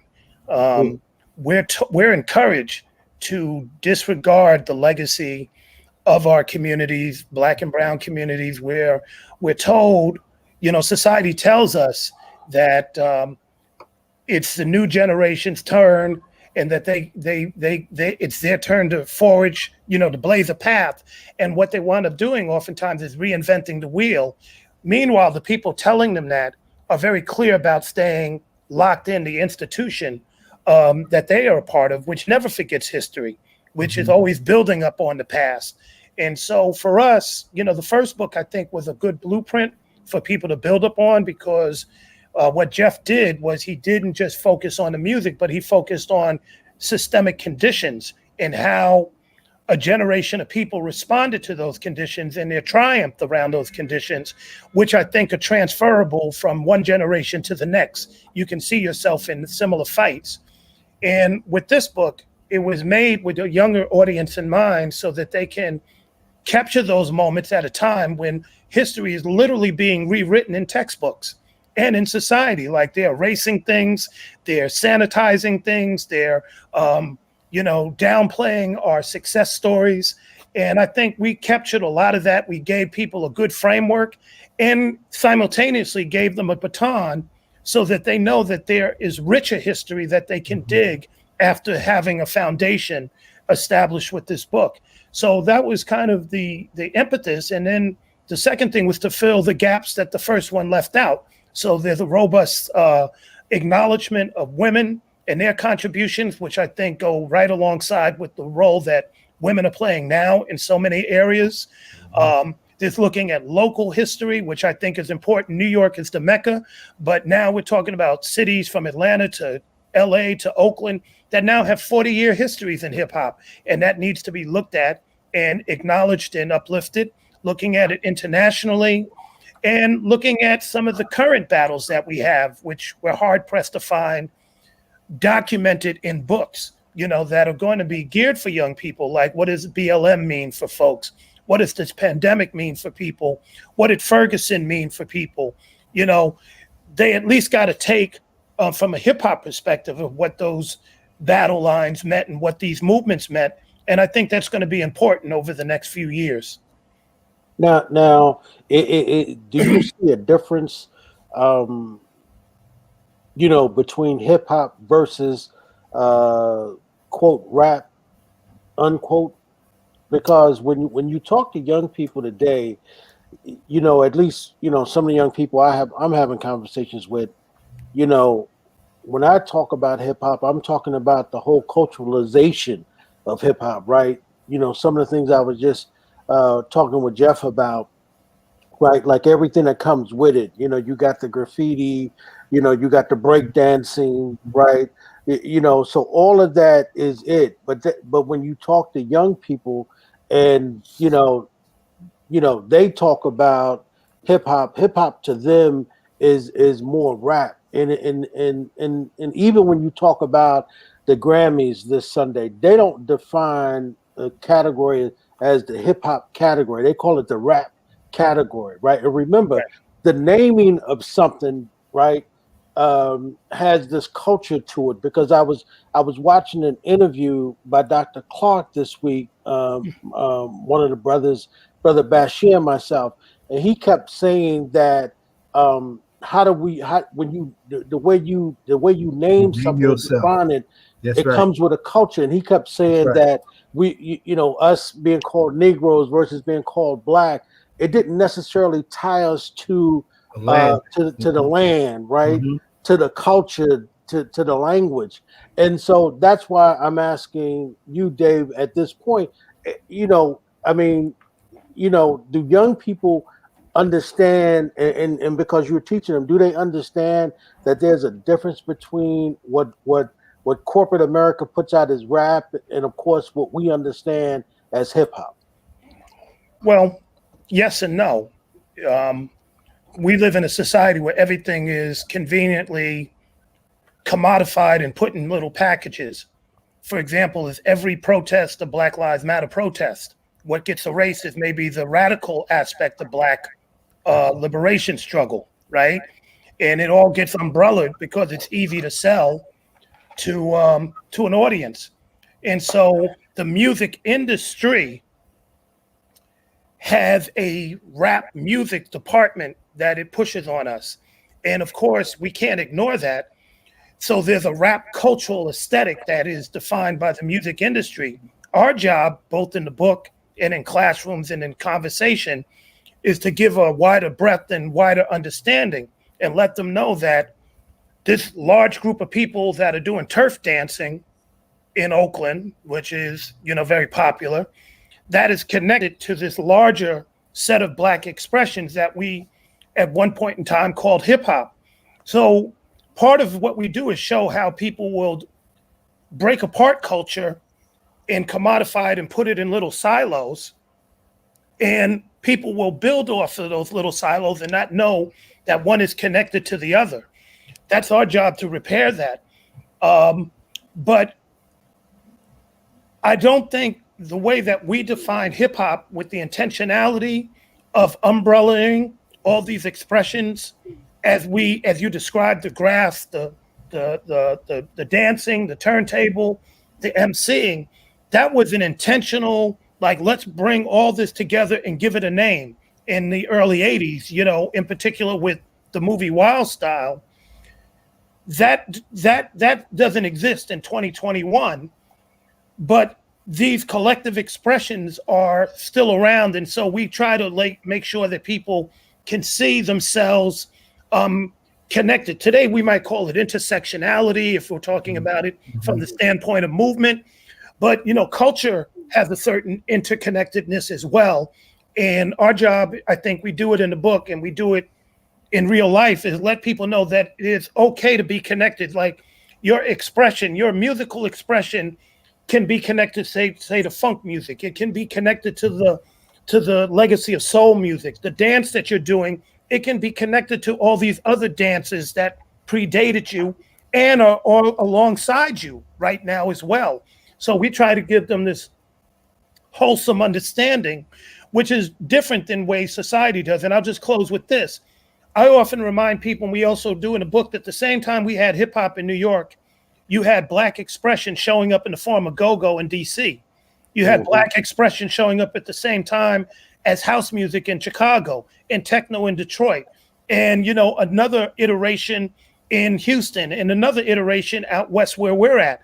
These were all Black people expressing themselves in response to similar, you know, systemic oppressive conditions. They just had different names, and we gotta be, we gotta move to a point where we can see ourselves in these different iterations and not see them as wholly separate. The mistake we made being from New York was to say any other expression is not true. No, that young brother in East Oakland is responding to a crack epidemic the way you are in the Bronx. Right. It's one and the same. He just doesn't go on his back when he dances. You go on your back, but you're both dancing. So let's recognize that and find the commonality in that. Right on. And, you know, which is what we say we as Black people need to do in the diaspora. That's you know, and that's, you know, I bring it back to that whole Pan-African outlook. There you go. And understand that we're all connected. Right on to that. Well, I think that's it, right? I think that's what we're talking about. And I'm sorry, go ahead. I just want to ask, David, what you breaking up, Donna? I want to say that we have class that you teach. I teach one of the classes. What classes I teach? One of the classes I teach is hip hop and social movement. That's the large one. We do Black creative arts and the role the artist plays in liberation struggle. So we look at everything from the Harlem Renaissance to the Black arts movement and hip hop movements and beyond, and make those connections. And then I also teach Black music in the 20th century. So we're looking at, you know, the way Black music above and beyond its commodification manifests itself from spirituals all the way up to hip hop and trap and beyond. You know, for me, I've always been taught, and I continue that teaching in saying that these expressions are all the same. It's Black people, you know, making sense of a world around them, healing themselves in a world around them, bringing joy to themselves in a world around them, you know, triumphing in a world around them, and expressing sadness and grief. All these music expressions allow us to do that and then some. And we need to know all of them and be fluid and be proud of everything from blues to hip hop. And that's what Amiri Baraka calls the continuum of blues people. Yes. We have Rakia Lumumba who's here. I just want to make sure that she's here and connected. So Rakia, are you here? Are we good? She's saying she's Rakia's there? Oh. She's having Rakia out of Mississippi. Hey. Oh. Okay. Can y'all hear me? Can y'all hear me okay? We can hear you. It's just a little bit muted, but we can hear you. It's just not as loud. Okay. I'm gonna try to talk louder. It's a lot of static on my end, so I apologize. We literally just finished our water distribution for the evening, and so I'm still in transit. So I apologize for the. Oh no, we know a lot of things are going. We know a lot of things are going on down there, and when you are connected, we definitely want to really ask you all about the very, very good work and the difficult work that you are doing right now. Thank you so Ed, much, and I'm excited to be on with Davey D. Rakia, how you doing? I feel like I'm good. How are you? I was listening. Good. I heard you. Okay. I don't know why you're sitting in the dark. Oh, because I'm in the car. I'll turn on a light. Let's see if I can. Yeah. Yeah. Is that better? I don't know if that's much better. But unfortunately, I had to just pull over so that I could be on. There you go. So. Oh. Okay. Yes, because you always want to make sure you're driving safely. That's always important. So Rakia, why don't you give us an update? Tell us because I saw Mayor Lumumba on one of the shows. I think he was on Tiffany's show, and he was saying that there was only maybe about 2 or 3 thousand people, and I guess that was over the weekend. That was did not have their water back. So how's that coming now? Yeah, so most people have their water on. It's only a few hundred that still have, like water trickling down, and so don't have full pressure. A lot of people don't, and let me pull back. So most people have at least water where they can flush their toilets. The challenge now is around making sure full pressure, that we have full pressure again, that every resident has full pressure. And then the other piece is ensuring that the water is drinkable. So right now, our biggest issue, and sorry, is we hear ambulance and all that passing me. So the concerns now is to ensure that people have drinkable water and that we can get pressure back up.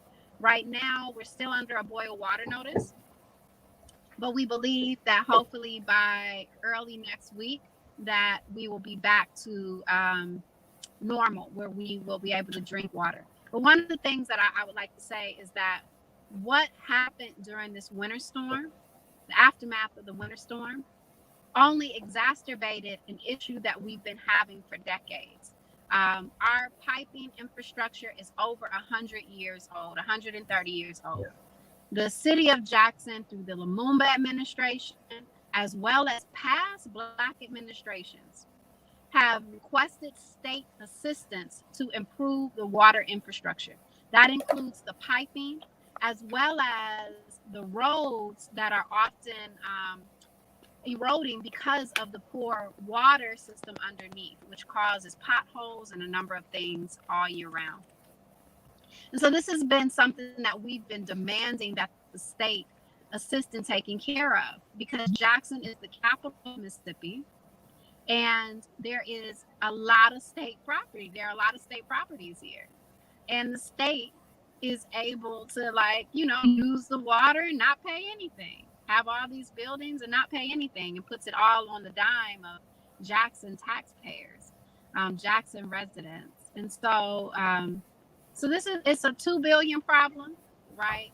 With a 47 million current immediate need, where we have to get that amount in order to ensure that all of our pipes are at least back to a workable situation. So we're out here, community members, city elected officials, from city council to the mayor's office to whatever position people hold.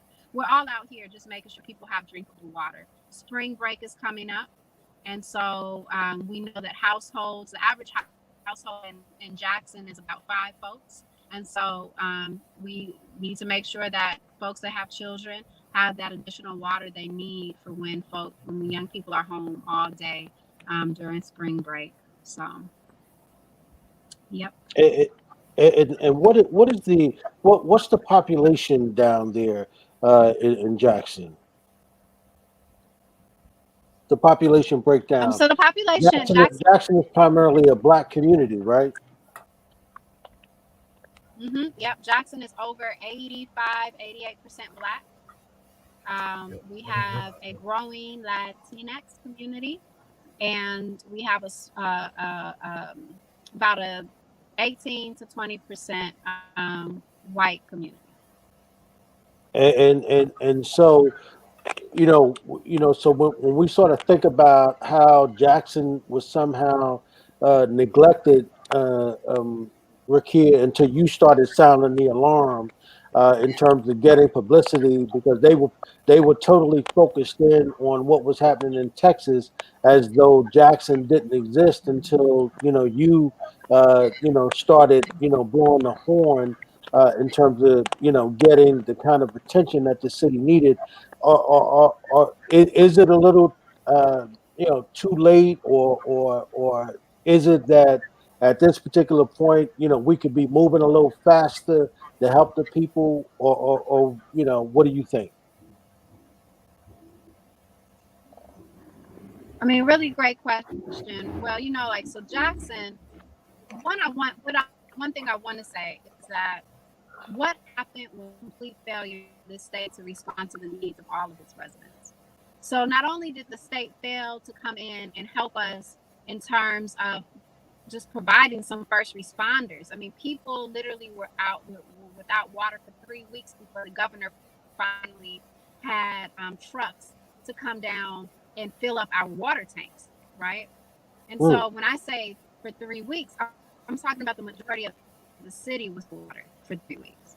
And then the governor consistently blamed Jackson leadership for the failures when we know, and everybody here knows, that this was not caused by this administration or any Black administration. We've only had Black administration for about 20, maybe 30 years. And so I just want to highlight that point because I see it happen not only in Jackson, but we also saw it happen in other impacted areas that are rural, that are Black, that are predominantly brown, and or are poor, right? And so we saw that in those communities, the governor failed to respond as well.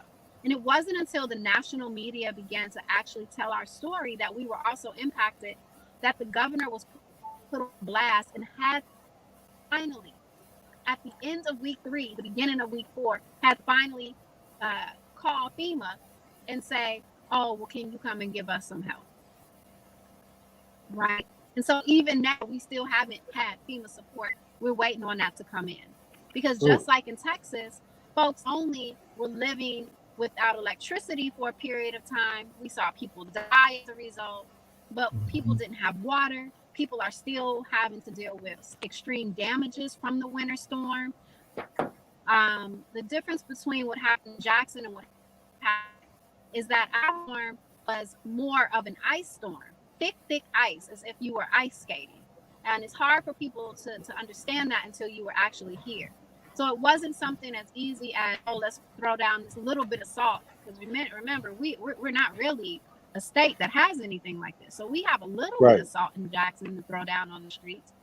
But when it snowed like a little, like an inch or two, And so the amount of ice that covered all of the streets, all of the houses, all of everything was so thick that even the little bit of ice we had wasn't doing anything.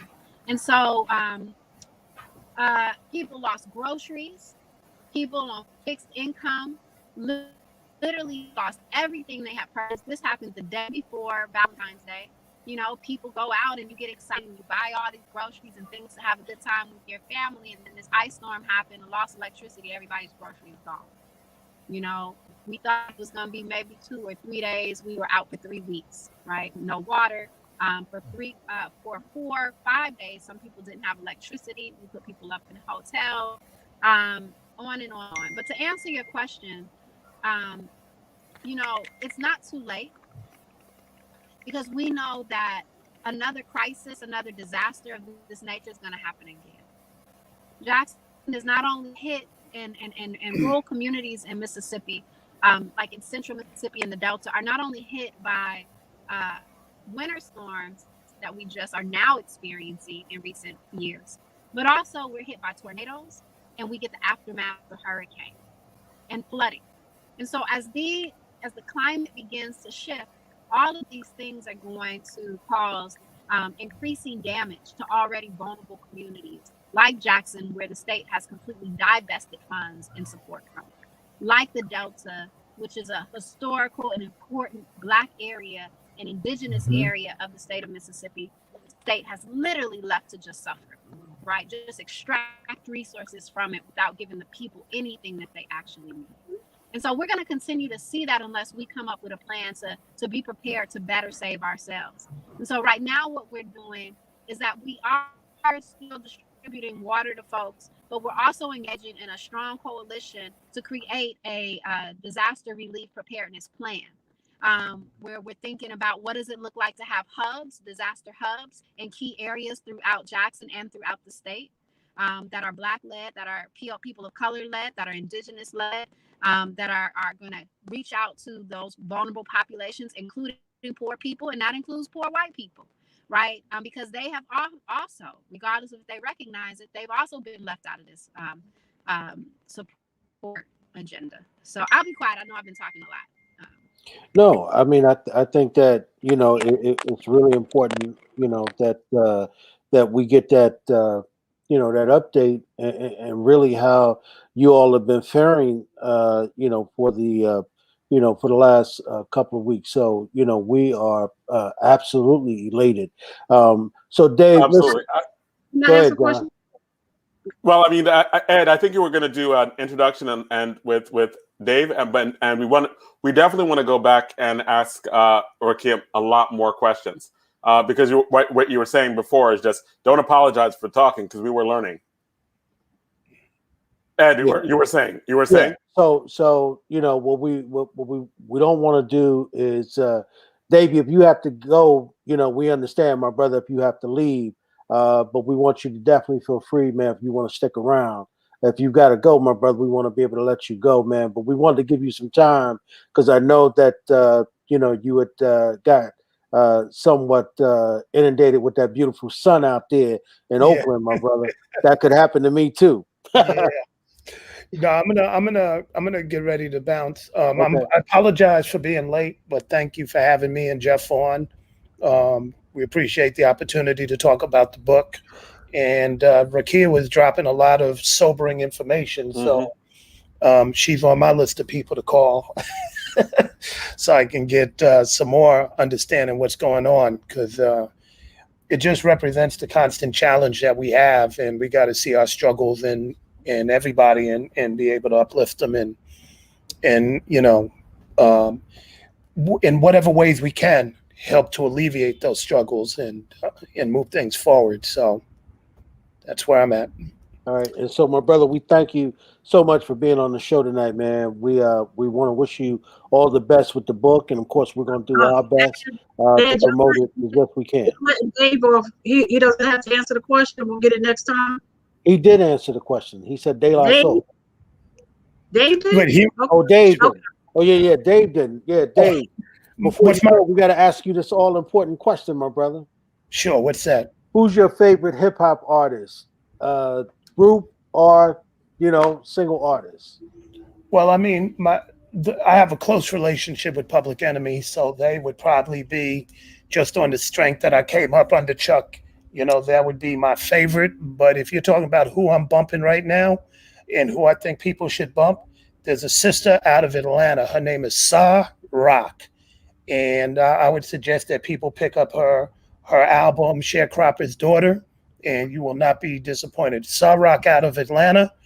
She is vicious. She's conscious.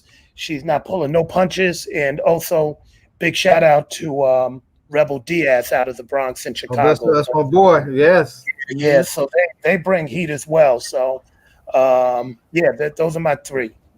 I know you asked for one, but I go three. Nah, that's all right, my brother. We definitely gonna look Shy Rock up and maybe invite her on the show and get at her, man. So we appreciate you, brother Dave, for coming through, man, and all the best with the book again. Thank you very much. Peace out, everybody. Peace, brother. All right, beloved.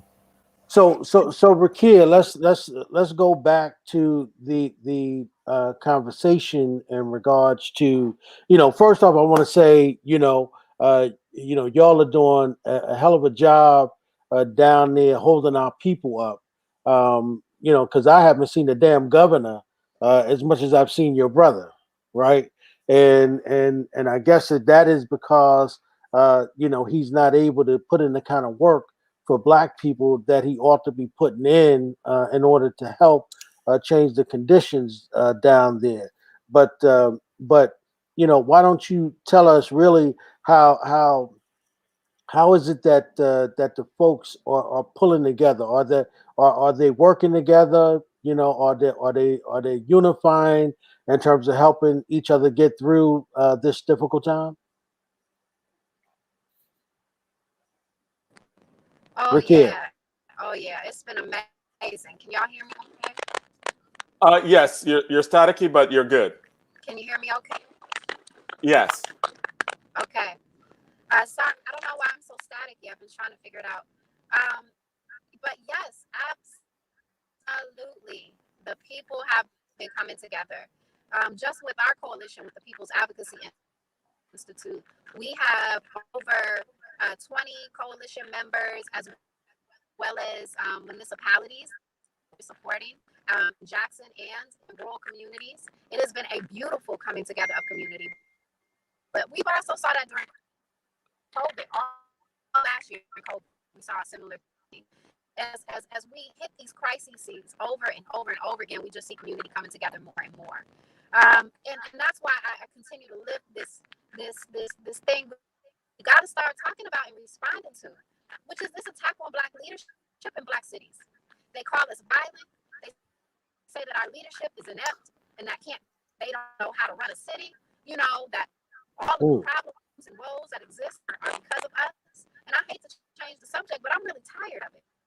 I'm exhausted from it, because every time there has been a crisis in Jackson or in any rural community in Mississippi that is predominantly Black, brown, indigenous, or poor, it has been those community members that have taken up the tasks to ensure that we're all okay, safe, and that we survive it. And so, you know, short answer is yes. Yes. And folks should definitely check out Mississippi Winter Storm Rapid Response Fund. You can go to Act Blue and learn a little bit about it, or you can go to our website, peoplesadvocacyinstitute.com. That's peoplesadvocacyinstitute.com. You can learn a little bit about what we're trying to move forward and do, as well as what we're currently doing. And just some advice that might help your sound. On the StreamYard screen, there's a cam mic setting. Hit that, and if you go to audio, it allows you to change your internal what your mic is. Okay. Go ahead, Donna, you had a question? I was going to say, I see Rakia was talking about FEMA, so which meant that was federal resources.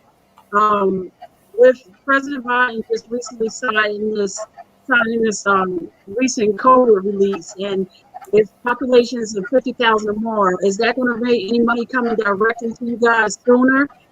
And are you and Benny Thompson is your representative? Are you getting any congressional help? Are they on the ground helping you, calling you, saying what do you need, so on and so forth?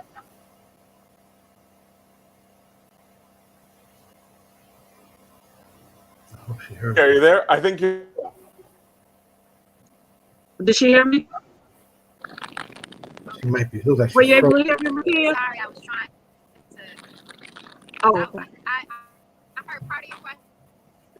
I was trying to change the settings to get rid of some of the static, which didn't work. For some reason, it still only gives me one option of a microphone.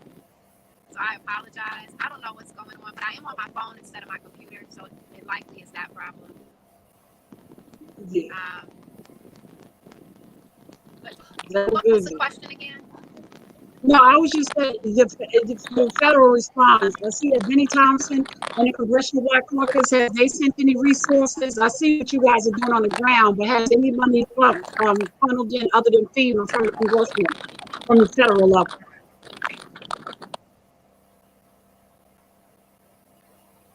Benny Thompson and other Black Caucus members have definitely been providing support in Jackson as well as in their area.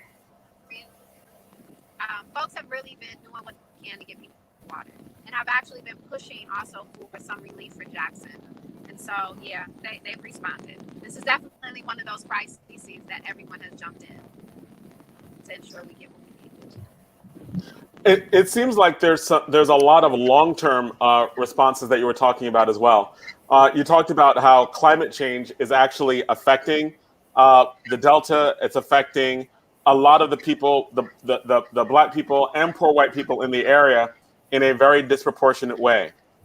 What are some of the long-term solutions? Like you talked about the local solution of trying to get a crisis management center for the future.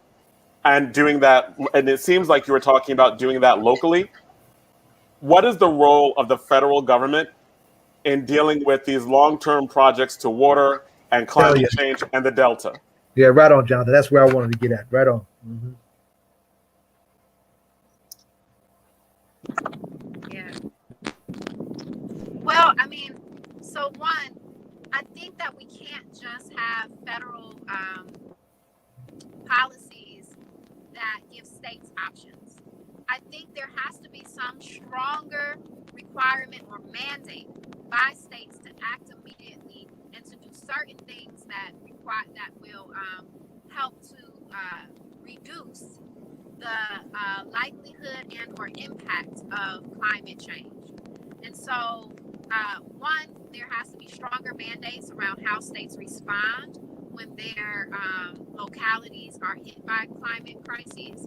But then to our national disasters, weather disasters, I apologize. But then the other thing is that we have to make sure that there's also a mandate around something like the Green New Deal, right?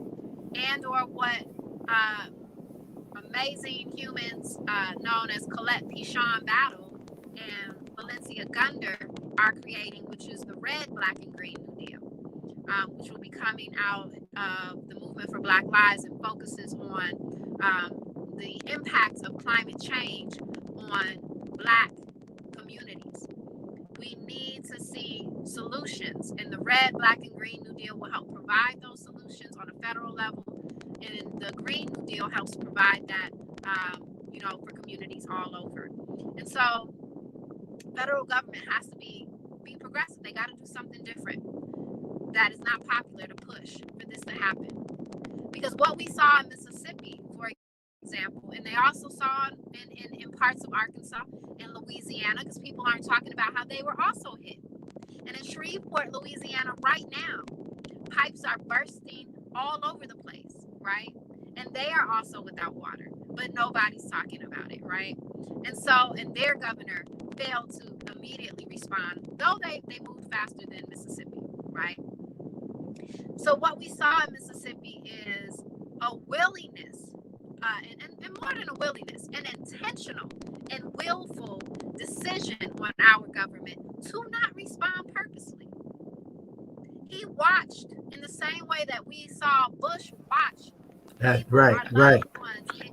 That's what I want to get at. Watched us in Jackson, knowing that people couldn't leave their houses, knowing that elders were dying of hypothermia, right? Knowing that people were thirsty and had no water and couldn't even flush a toilet, so we're having to figure out how to go outside in 9-degree weather to use the bathroom. He watched as this stuff was happening, right? He knew that the roads were blocked, the highways were blocked, filled with so much ice that you couldn't even get shipments into stores of water or anything, if people could even get to the stores. It was nothing for you to get in the stores because the shipments hadn't been able to come in. Our airport was shut down for a week. A full week. You couldn't even fly in and out of the city, right? Nor drive. And so, I think, we have to have, the federal government has to do more. It has to do more to require states, to mandate states act, right? And act on the front end as well as on the back end. And by that, you mean on the front end and the back end with respect to the Black people in that state. Is what I'm getting from you, that unless they are specifically talking about Black people, poor people, these specific areas, the state will turn its back, will not care. Absolutely. And not only that, but to be quite honest, the state only cares when there's a little money that is they're going to gain from it, right? And so in these Black areas and these brown areas and these poor areas, they don't feel as, one, that they have control, and then two, because they want the power to take over those areas to use them for their own profit. This is clear. Anybody in Mississippi can tell you that. And so because they can't do that, then they, forget about us, right? They forget about us, and they don't care what happens with us. And so absolutely, that's what I'm saying. That's absolutely what I'm saying. This sounds to me like a resegregation in the face of a crisis of the state of Mississippi. No matter, even though we've done all this great work to try and make it a different place for our people, right? That this is the kind of backwards retrenching that backward folks who live for and upheld segregation are still trying to use to cling on to, and are taking, you know, a terribly inhumane moment to express that. Am I in the ballpark in terms of how I'm reading that? Yeah, you're right in the ballpark. But the difference about this time is that they don't have as much control as they wish they had.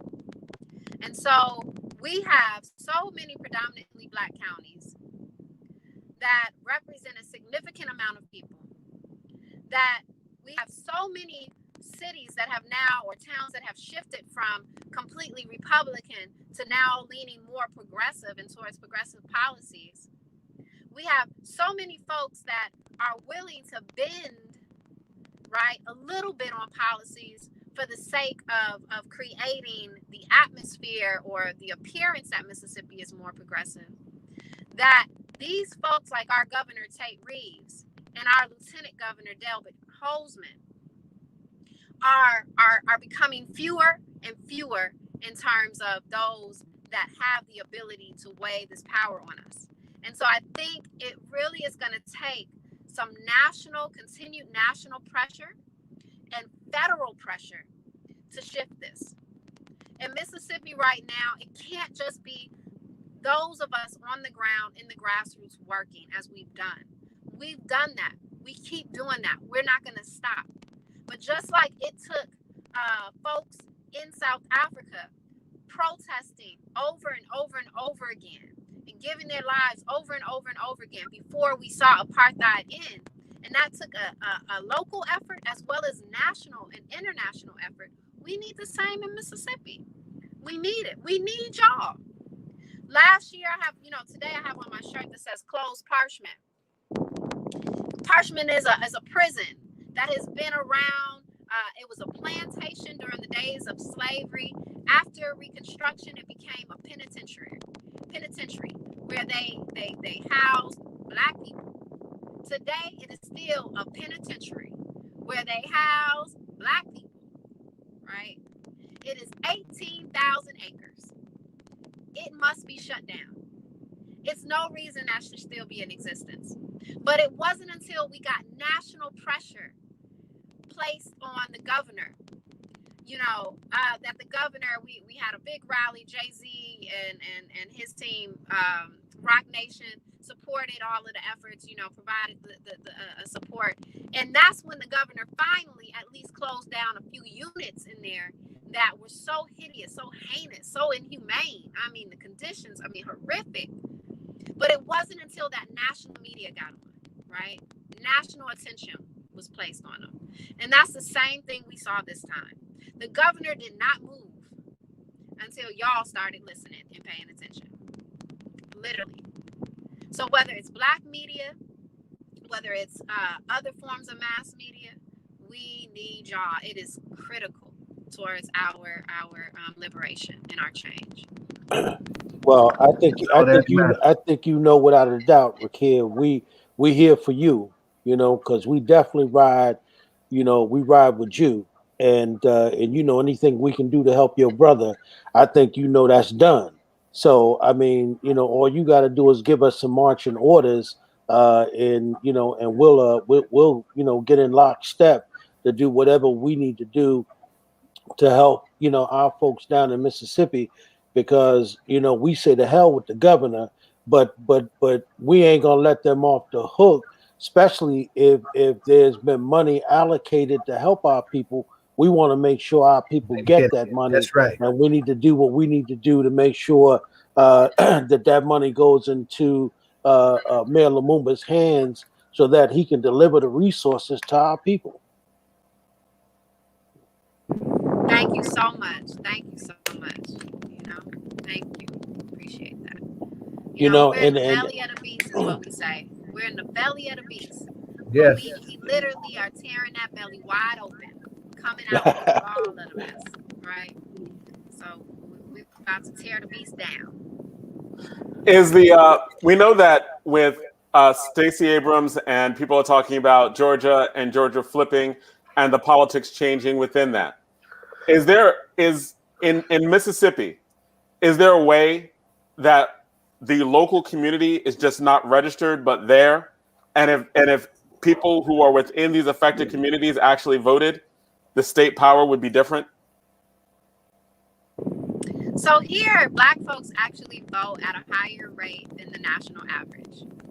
And voting is a really critical and important part of our culture here, right? We come from the historical work of Fannie Lou Hamer and Medgar Evers and all of those that championed and helped to ensure that we had the Voting Rights Act in the first place. So voting is very central here. What we see, though, we did have a lack of youth complete engagement, but we've seen that increase over the past 4 years. Since 2016, that has drastically improved, mainly under the leadership of a group called Mississippi Votes, which is a young group led by an amazing Black woman, Arika Bennett, in her 20s. They've registered over 200,000 folks, young folks, and that over the past 4 years, and I mean doing amazing work and has helped to increase the voting rate. The other piece of this is that, absolutely we can get more people to register, no question about it. One of the biggest obstacles we have, though, is that Mississippi still has archaic rules that prevent folks who are convicted of a felony from ever voting again. And with over 19,000 folks incarcerated, and predominant, most of them Black, it really causes a significant problem in our community. With so many more on probation or parole, where they can't vote anymore, right? So voter disenfranchisement because of past criminal convictions is one problem. We estimate that there's over 200,000 folks who currently cannot vote in Mississippi because they have a felony record. 200,000? Yes. Wow. That's a city. Yep. Yeah, and that's more than enough to change That's a state. Statewide. That's a state. That's more people than we got in Jackson, Mississippi. So, yes. Yeah. And then the other piece of that is we're also seeing that there is a growing white progressive population in Mississippi, mainly from young people, but also folks returning to Mississippi to retire. And so we see their numbers growing, but the voting rate of white folks in Mississippi is not that high. It's not that high at all.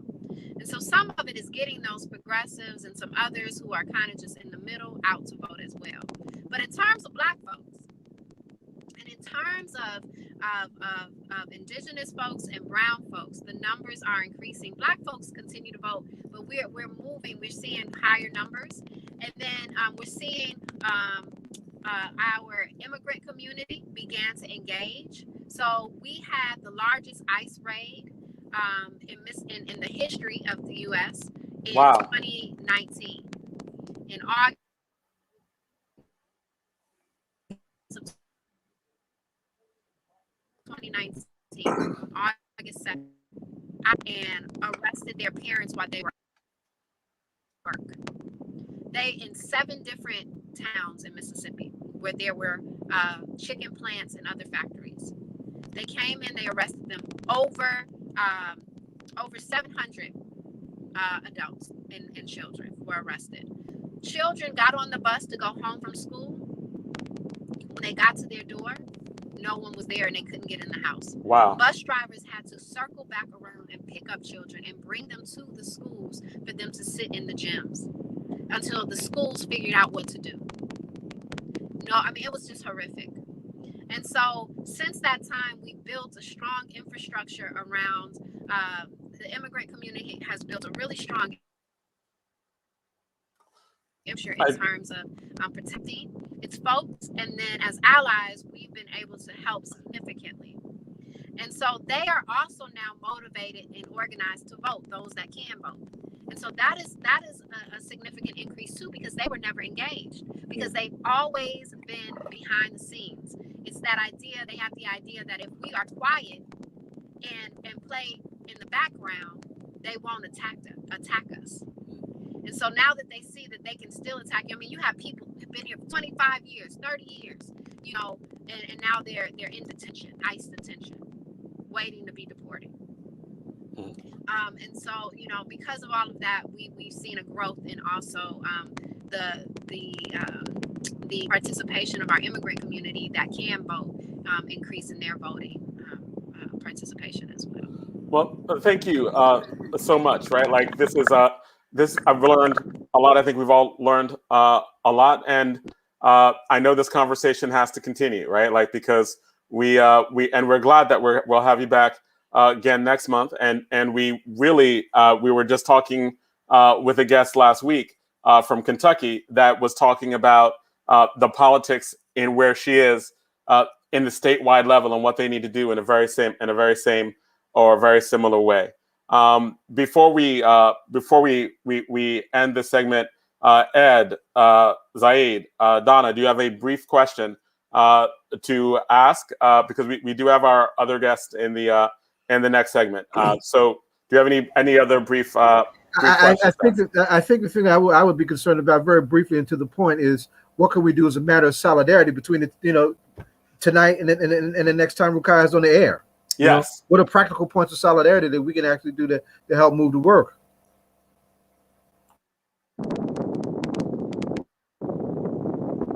Sorry, I'm having a hard time unmuting. So thank you so much. People can really, what we need right now is we're finally getting water in. And so that's been a blessing. It would be great if folks can help, even if it's $1, $5, to make a donation so that we can build these hubs. We're also talking about possibly building wells. And the fund that we're creating is Collective Fund. What is the fund called again? Because I think that you went out. I'm sorry. It's called Mississippi Winter Relief Fund. And you can find it, Mississippi Winter Storm Rapid Response Fund. And you can find it on ActBlue. You can also just simply go to People's Advocacy Institute.com. That's People's with an S, Advocacy Institute.com. And as soon as you go there, the fund pops up. And so that's an easy way.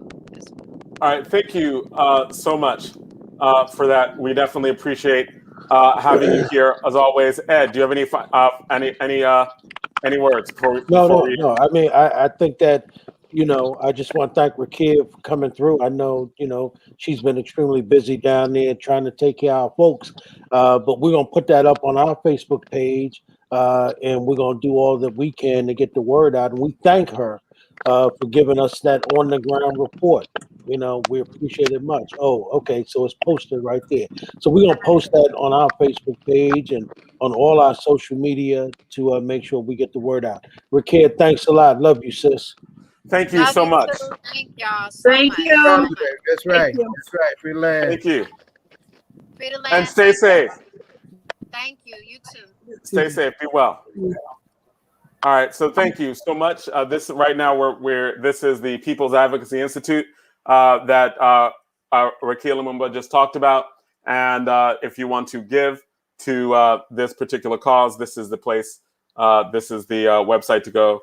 Mississippi Winter Storm Rapid Response Fund under the People's Advocacy Institute. And John, we want to make sure we post that on all our social media accounts, man. Like on our Facebook page, everywhere we can put it up to help them. We want to make sure we do that. Yes, right. Absolutely. All right. Absolutely. All right. When we are, so that was definitely a powerful segment, and we are always honored and blessed to have her here on our show, letting us know what is going on. We do have our guest back for the next segment of the show. So we are going to get started with that, and we're going to, I think we're going to talk about a little bit of weed. Mr. Zaid Mohammed, does that seem like it's the topic of the next segment? Are we going to be talking about some weed? We're going to be talking about some marijuana? Are we going to be talking about, like, you know, because I mean, after hearing about what, you know, all the stuff we are going through, I'm just saying, maybe, you know, is that the conversation? Is it a marijuana conversation? Are we talking about some weed? Oh, and look who we have. We have here with us. So Zaid, you can do the introductions. Yeah, with great honor and great privilege, and we are going to talk about the fight over equity within the whole question of legalizing the weed, and that's going to sound wild from some this Muslim elder and whatnot in the community, but nevertheless, you know, this my FBI record started with me selling stuff back in the street, so this is really funny, you know, the way you came with that. Joe Jackson, Amika Chalia from the ACLU, two promising, very strong young voices that I'm personally very proud of, who are personal colleagues of mine in terms of the work that I do.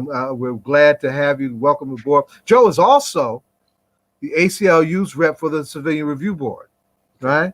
So we've got a lot of levels in which to you know, to unpack a lot of stuff with their presence here. There has been some recent activity in terms of some of the bills around legalization and decriminalization, and there are a lot of points of challenge, and I just thought it was important or practical to have a practical discussion as to just what that looks like, and so people can, you know, begin to, you know, ask those questions and just, you know, what does this stuff mean? What can I do? What can we not do? You know, what's wrong? You know, how come we can't get into the business and white folks is coming in and making all the money, and, you know, all those questions, you know, frequently asked questions, if you will. You know, we have an opportunity to begin to continue that discussion. We had a discussion some weeks ago, but we had Axel on, right? So I want us to really understand that this is a continuum of a discussion, that because we're in new territory in this whole thing with legalization of marijuana, you know, in this country as well as in this state, and it's important to have a good handle on that. So I want to welcome Ami and welcome Joe to the show, and so we can begin that discussion. Are you? How's that? Can they hear us? You can hear us right now? Yes, okay. Can you? Yes. Okay. All right. So, what's going on in New Jersey in terms of marijuana legalization? Are they still locking Black people up? Hey, everybody! Thank you so much for having us on the show. Very happy to spend my Friday night talking about weed. So it's not something out of the ordinary.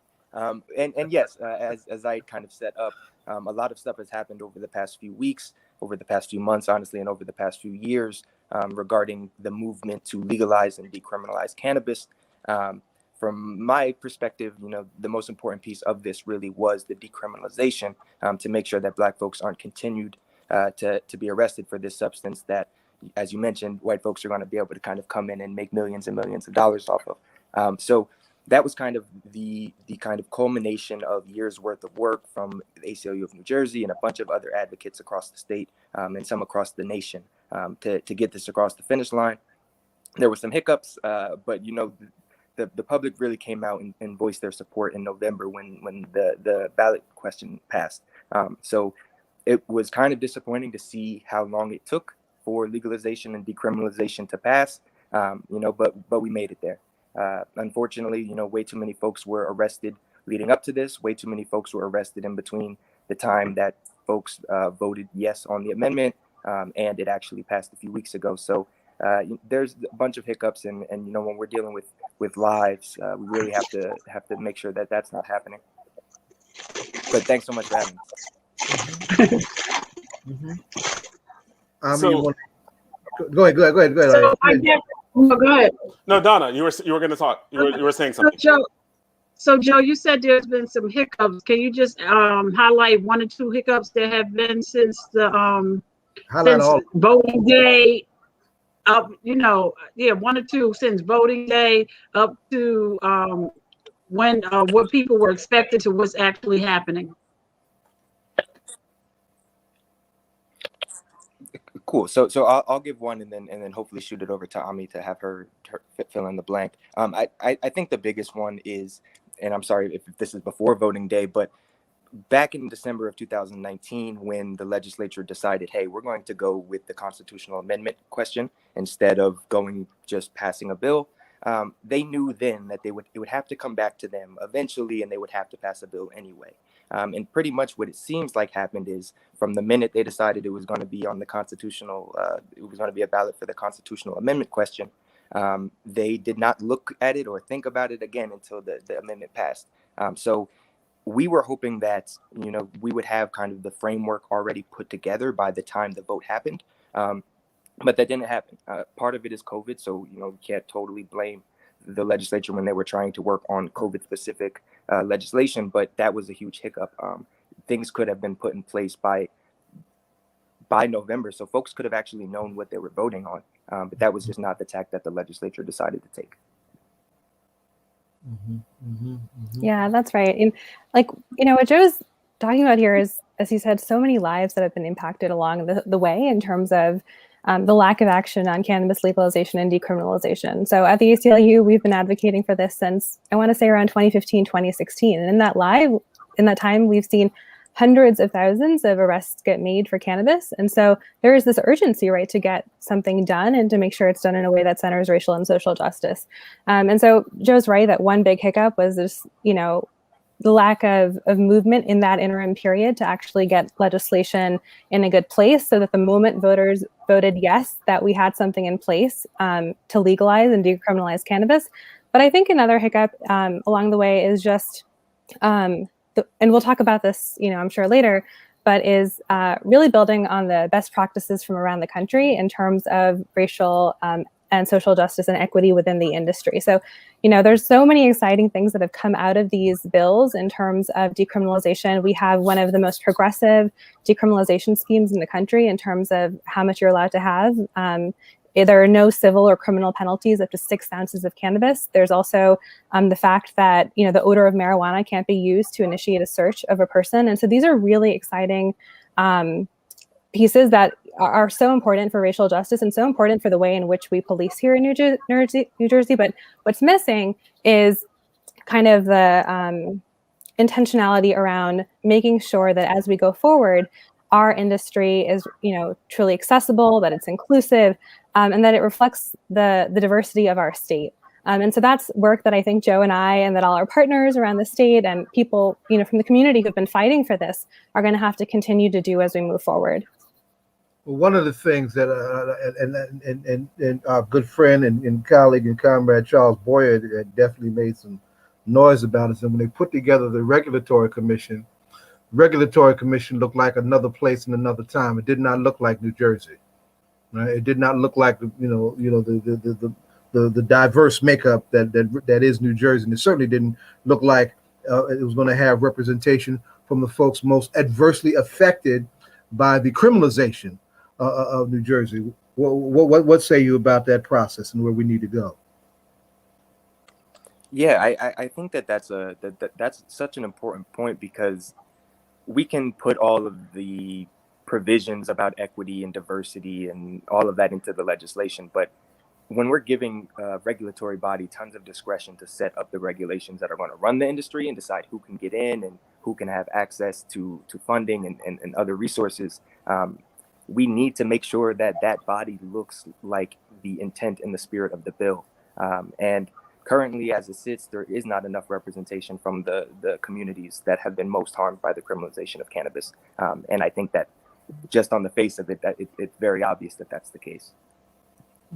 Yeah, and I think what Joe points to here is the fact that this work is not done, So we passed legislation in New Jersey to decriminalize and legalize, but implementation is so important, right? And if implementation doesn't go the way it's meant to go, then everything we've done in legislation doesn't really matter.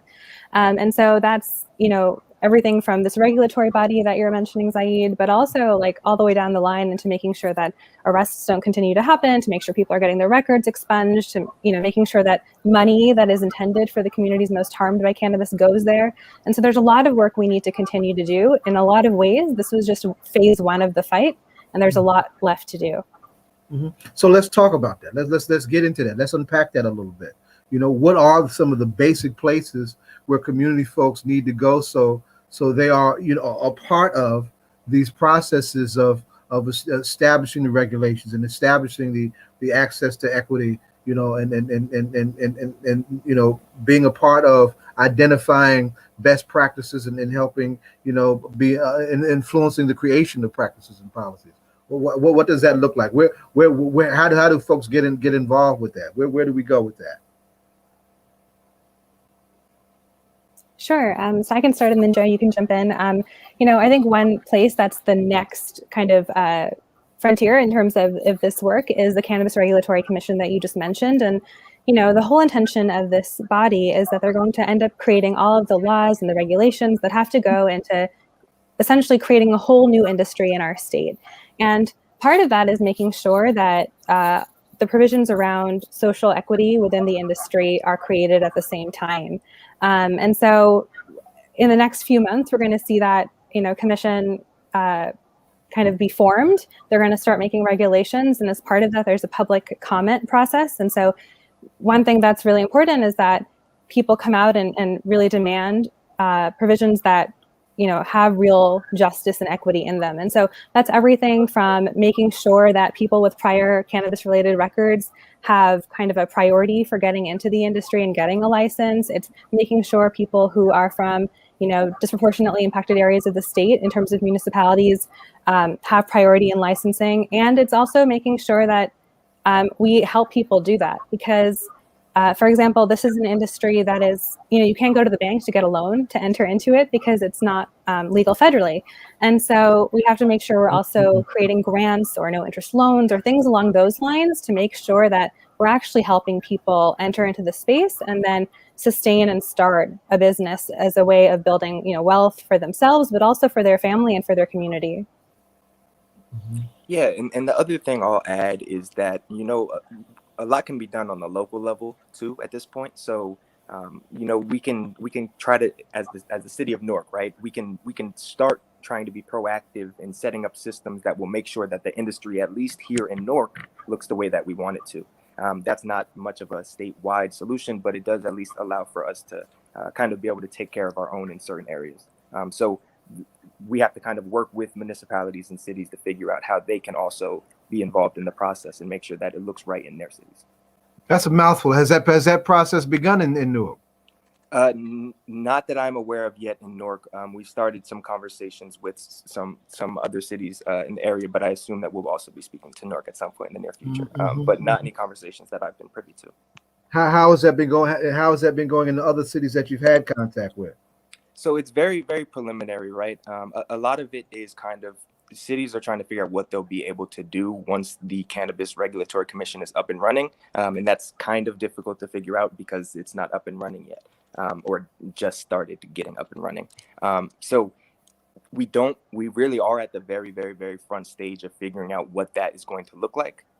So the conversations that we had a conversation with some folks in Trenton. I think we'll be having some conversations with some folks in Jersey City. And I think that will still have to wait until we know a little bit more about what the CRC is planning with their initial rules and regulations. But Ami, please feel to jump in and correct me if I'm wrong on that. Yeah, no, I think that's right. And I think one opportunity that we talk about here sometimes is that municipalities, as part of cannabis legalization, they're allowed to put a 2% municipal tax when people go and purchase marijuana in that municipality.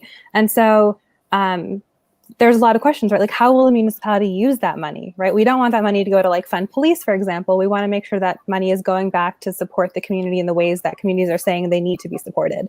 And so I think that's like some of where this work can happen going forward to make sure that, now that we're like flipping a switch, we're legalizing cannabis, there's lots of money that's going to come out of this. How do we make sure that it's done in a way that is actually accountable to the people and to the places that have been hurt the most? Anybody else want to jump in? I was going to talk about just the arrest. In certain states that legalized, they increased arrest. And one of the reasons why they increased arrest is because once it became legalized, then if you had the credentials to sell it, then you're good. If you didn't have the credentials to sell it, they kind of went after you harder. Even in the run up to this, it seems like they're arresting more people or being very aggressive about the marijuana arrest. I think you would probably have the exact numbers better than me. But every time we have these conversations and I hear these numbers, they're over 100,000. They're well over the 100,000 range in terms of arrests of marijuana. And I'm just like, what is that going to stop? Yeah, so that's a good point, and we also see a similar situation in youth arrests going up, in situations where, since police officers can no longer focus on adults for it, they just change it over to the youth, and you see the same exact racial disparities in youth. That's a great question. We've tried to set everything up so as few people as possible can be arrested.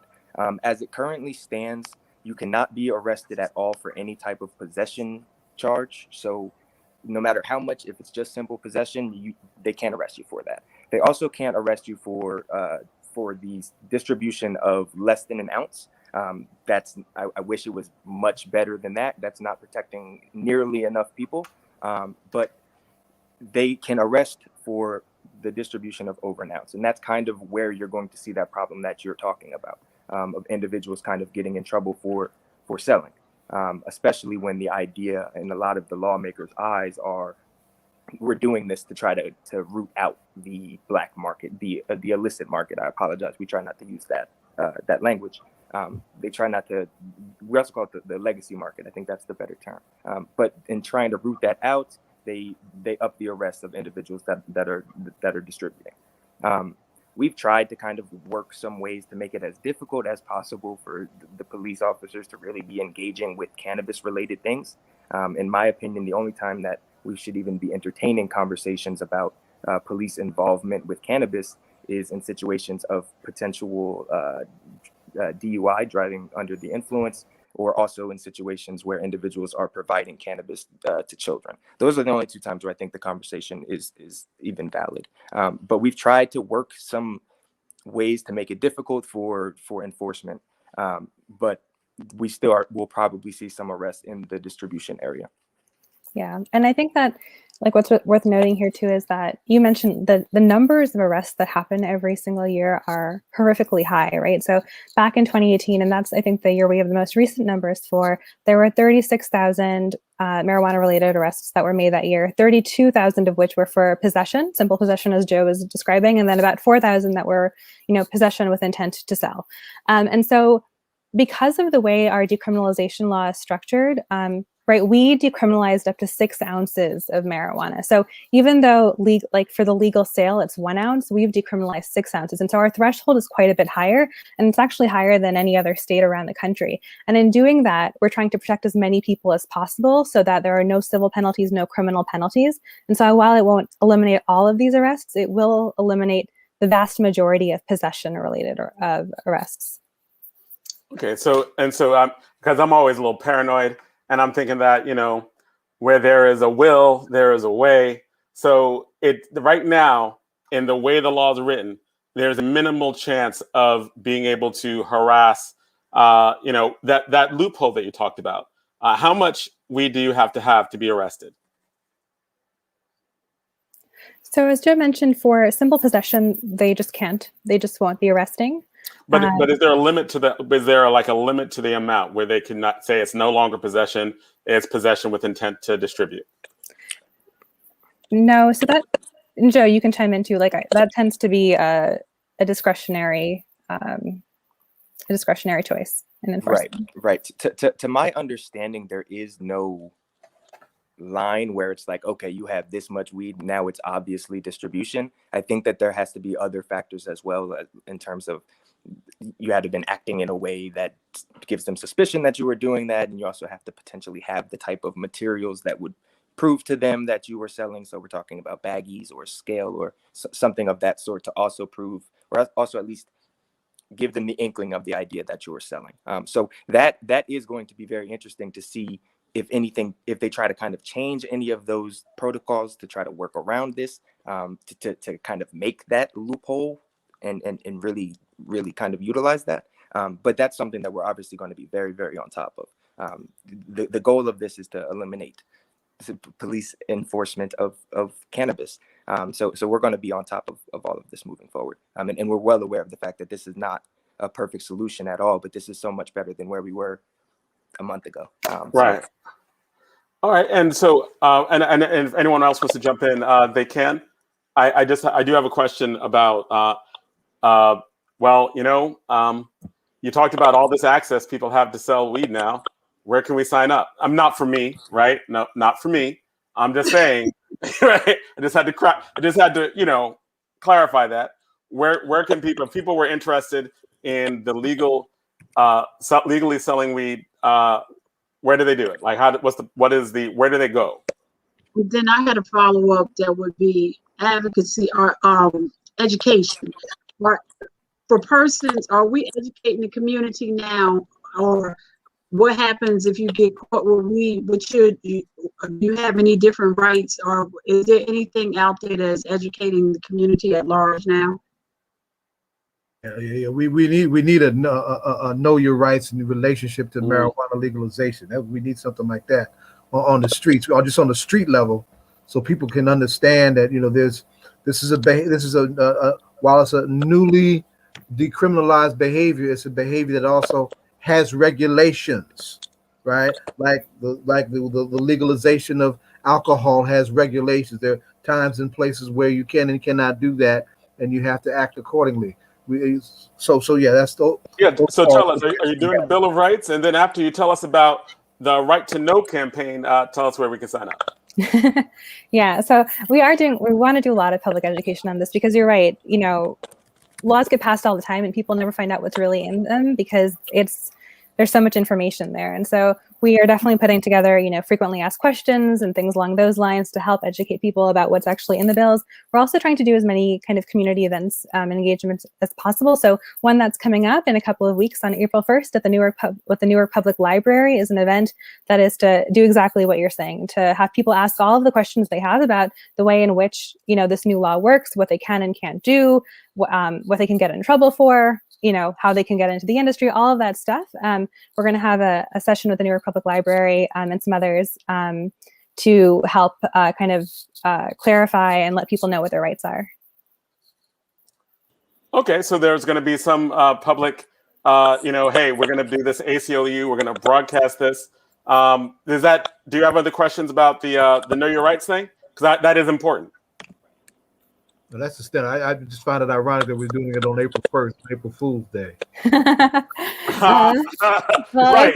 You thought you was free. You thought you could sell. Thought you had rights. This is America, right? Yeah. Wow. But there is a lot to do, and I think we'd love to partner with as many people as possible to make sure we're getting the word out. And so if anyone wants to work together, please get in touch. And we'd love to work together on that. Yeah. Y'all are ahead of me. I didn't realize y'all had April 1st on the table, because I was going to propose that to our NCAP forces as one of our immediate places to go in terms of our regular community engagement, because we've done some. We did a forum a couple of months ago, and it's time to do something like that. So you're already ahead of the curve. So right on to that. Right. So where can we sign up? An entrepreneur. If an entrepreneur want to be like, hey, I want to sell weed and not get arrested. And where can we? And those of us who are in the stock market, where could we invest? Yeah, that too. So I can't help you on the investment piece of it, but this is all going to be run through the regulatory commission. So it's going to be interesting to see what the process ends up looking like. But this is kind of how I guess it was a different body that did it before, but how they kind of handled the medical treatment centers, where you kind of have to put in this really extensive application with a whole bunch of kind of resources put into it, and to know that you have the funding and that you will have the place to do this. So it's quite an intensive process. I'll let Ami go into that process a little bit more if she thinks it's worth it. But I do want to point out that they're trying to build in what they call micro businesses. And this is what they think of as the answer to make sure that it's not just a whole bunch of rich white corporate interests or folks from out of state coming in and taking up all of the actual licenses. These are licenses that are easier to get because there's a lower threshold to put in the application, and there's the reason for that is because there's also a threshold on what you can actually do. When you get one of these regular licenses, the amount of cannabis, if you're a dispensary, the amount of cannabis that you're allowed to sell is probably not capped, and if it is, it's capped at like a super high amount. But when you go into one of these micro businesses, the idea is that you would have caps on what you can and cannot do, depending on whether you're a dispensary or you're a cultivator. And the idea is to make it so these are just small businesses that are locally owned and they're for the community. That's the idea. And the goal is that they have to be giving out a certain percentage. I'm sorry, I don't remember what the percentage is right now, of licenses to micro businesses.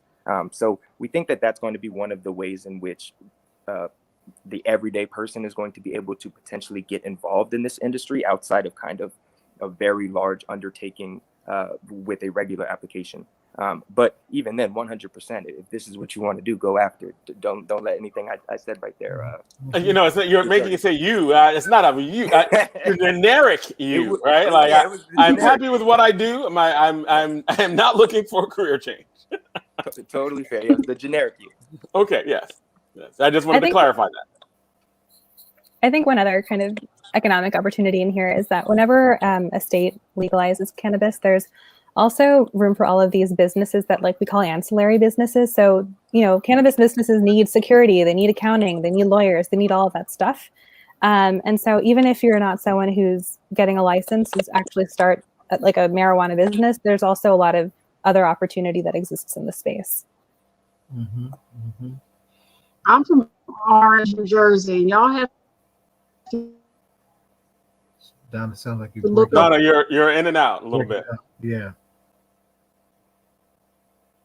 Al Harrington. I lost connection. Oh, I'm back. Al Harrington. He's from Orange, but he's on the West Coast now. Former professional basketball player, and you know who it is, Joe? You know him, so you should, because he initially, because of the healing, he wanted to bring cannabis back to the East Coast, and now is the time. And I know early on when it was first being pushed as a legislative bill, he was at some of the tables, but I haven't heard from him lately. Y'all should really try to reach out to him. We probably all should. Awesome. That's very timely. My supervisor just sent an article. I'm sorry. Go ahead, Joe. Cool. Yeah. Awesome. Yeah, he seems like the perfect partner. The perfect partner of in terms of trying to make sure that there's resources and somebody really driving this as like a statewide initiative. So 100%, we will definitely be trying to reach out. So back to April 1st. What time is the event? I'm assuming we're assuming it's virtual. It is virtual. It's at 6 p.m. And Zaid, I can send you the information once we have everything set up. Yeah. We can blast it out. Blast it out here. We can blast it out through our NCAP channels also. For sure. Awesome. Yeah. Sure. Well, and so I was going to thank you all for really informing us about this. This was actually really good, but we often have a question to ask each of you. And Zaid, Donna, do you want to ask them the question? What I did not brief y'all on is that this is actually a hip hop talk show. Okay, so we ask all of our guests, Ami and Joe, as they depart, who is your favorite hip hop artist or group, or who are you rocking right now that you think folks should be listening to? That's great. Let me give a longer answer than what you asked me for. It's all good. Favorite rapper is Currency. That I'm not gonna argue that he's the best rapper of all time, but he's my favorite rapper. The vibe just matches kind of the way I am. But I'll give you like a Mount Rushmore of like who I think the best people are, and there'll be a generational difference. So please be kind to me. It's all good. I'll go with Rakim first as the kind of the beginning of everything, in my opinion. Then I go to Jay-Z, then I go to Kanye, and then I go to Kendrick as the modern guy that really put it all together in terms of what rap and what hip hop is. So that's my Mount Rushmore. So Ami, who you got, Ami? I knew this question was coming, and I have no good answer. I'll be really honest. I'm going to be straight up. I'm not going to pretend. I listen to what my sister calls like sad people music, and so I have no good answer for you. But I'm going to take Joe's suggestions into account and expand my repertoire. All right. All right. So, well, I was gonna say thank you so much, and very much appreciated. We're gonna have to have you back on to see how this plays out. Whether the arrests go up or down. Like, how do people use it? And are people and the micro licenses, are they actually being used the way that they were supposed to be intended to be used? So I thank you for the work that you're doing at the ACLU. We've had a lot of really, really powerful ACLU guests on. Zaid, you really have you've cultivated a lot of really cool friends that do a lot of really good stuff for a lot of people. And when you talk about card carry member of the ACLU, I just brought them to you. Okay, well, I appreciate it, but I'm just saying the card carry member of the ACLU. I appreciate the ACLU, what they do. Yeah, all right. Yes. Yeah. Thank you for having us. Thank you. This is All Politics, All Local, America's number one political hip hop radio talk show. We are getting ready to go into our last segment where we just run down a lot of the issues that are going on in the week and a lot of the issues that are going on right now. So we are going to continue that right now. So Zaid, Rhino, Donna, what's going on? Zaid, I know that you have an update on what's going on with Mumia Abu-Jamal. Actually, I was trying to put it in the chat, and I kind of did it too quickly. But Mumia's situation is as critical and as dire as ever, right? We still need folks to continue to call, write, and put pressure on the state of Pennsylvania, particularly Governor Wolf and the Department of Corrections for Mumia to be properly hospitalized and treated. We got some insulting rhythm from a journalistic space that was very alarming, very aggravating, very angry. And I'm saying that because Mumia is a journalist, right?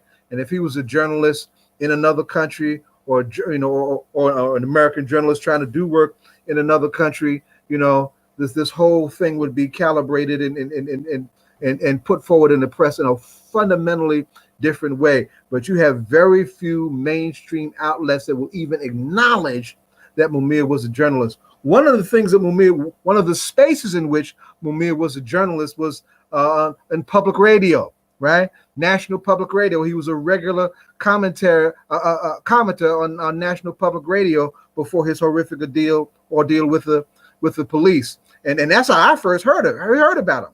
The WBGO, one of our sister stations here in Norfolk, the Jazz station, is a public radio station. They have all I forget the name of the segment that they used to have, but their news segment, they would have commentaries by journalists from around the country, and Mumia was one of them. And his voice was always distinct. They were going over. They hired a sister out of Philadelphia to unpack Mumia's journalistic background to prepare his obituary, right?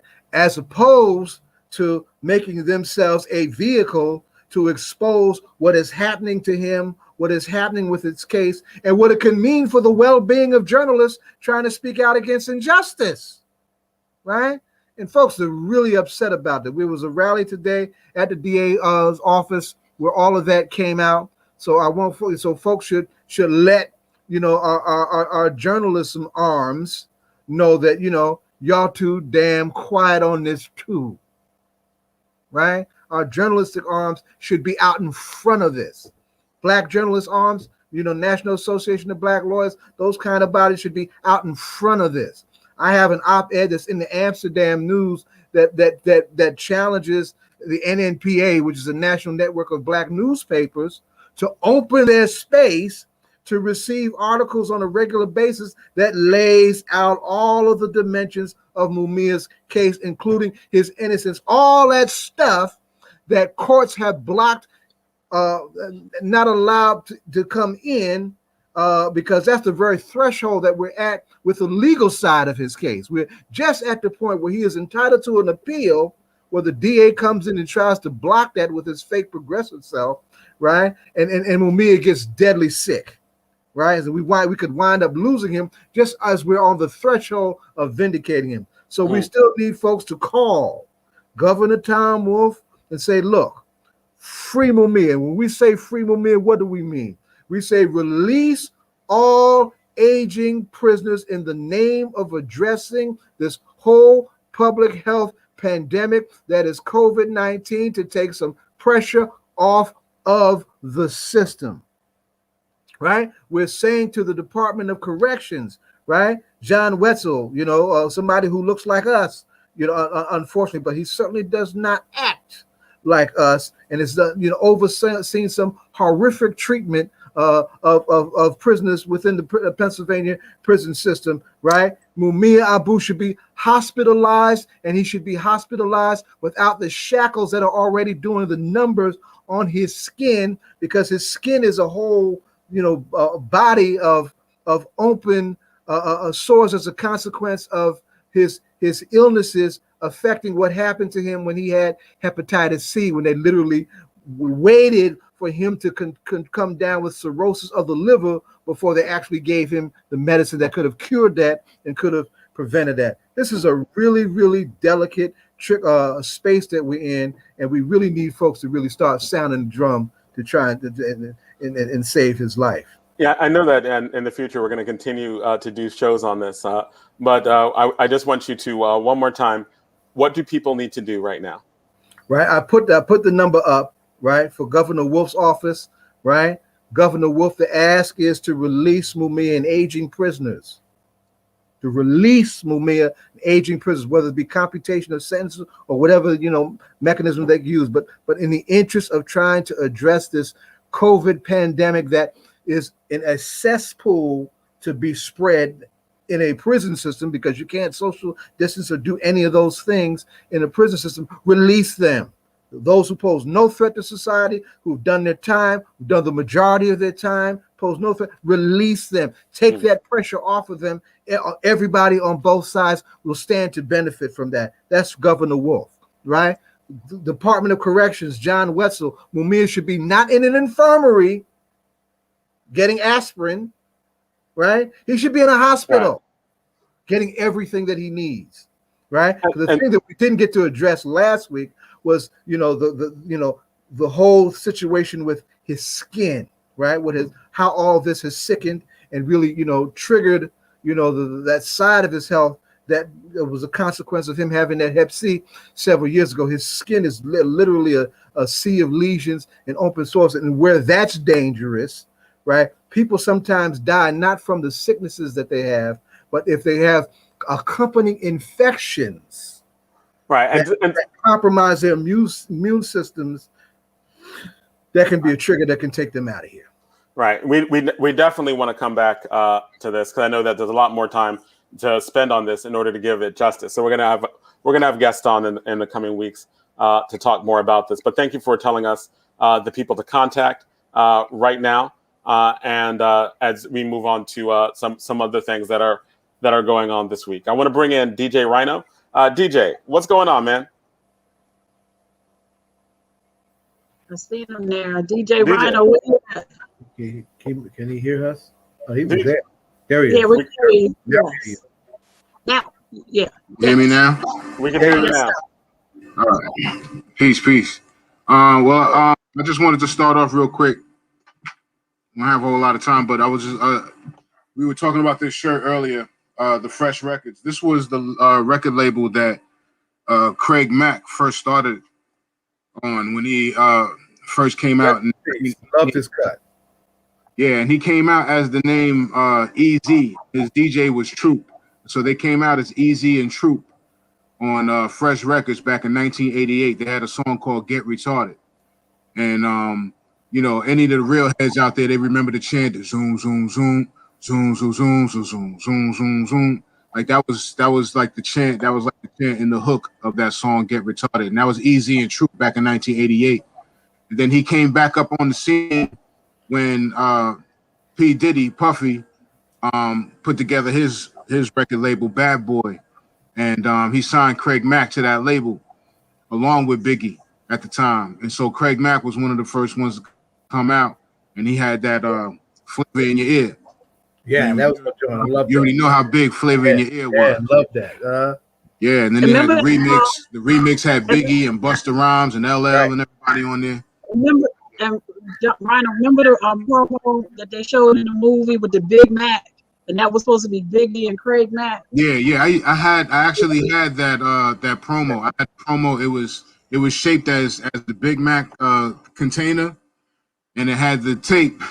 It had the tape inside that said, it was Big Mac. It was for Biggie Smalls and Craig Mack. Yeah, I had that. Matter of fact, my man DJ Porno was the one that had that. He had it. We kind of shared that tape. But yeah, that was great.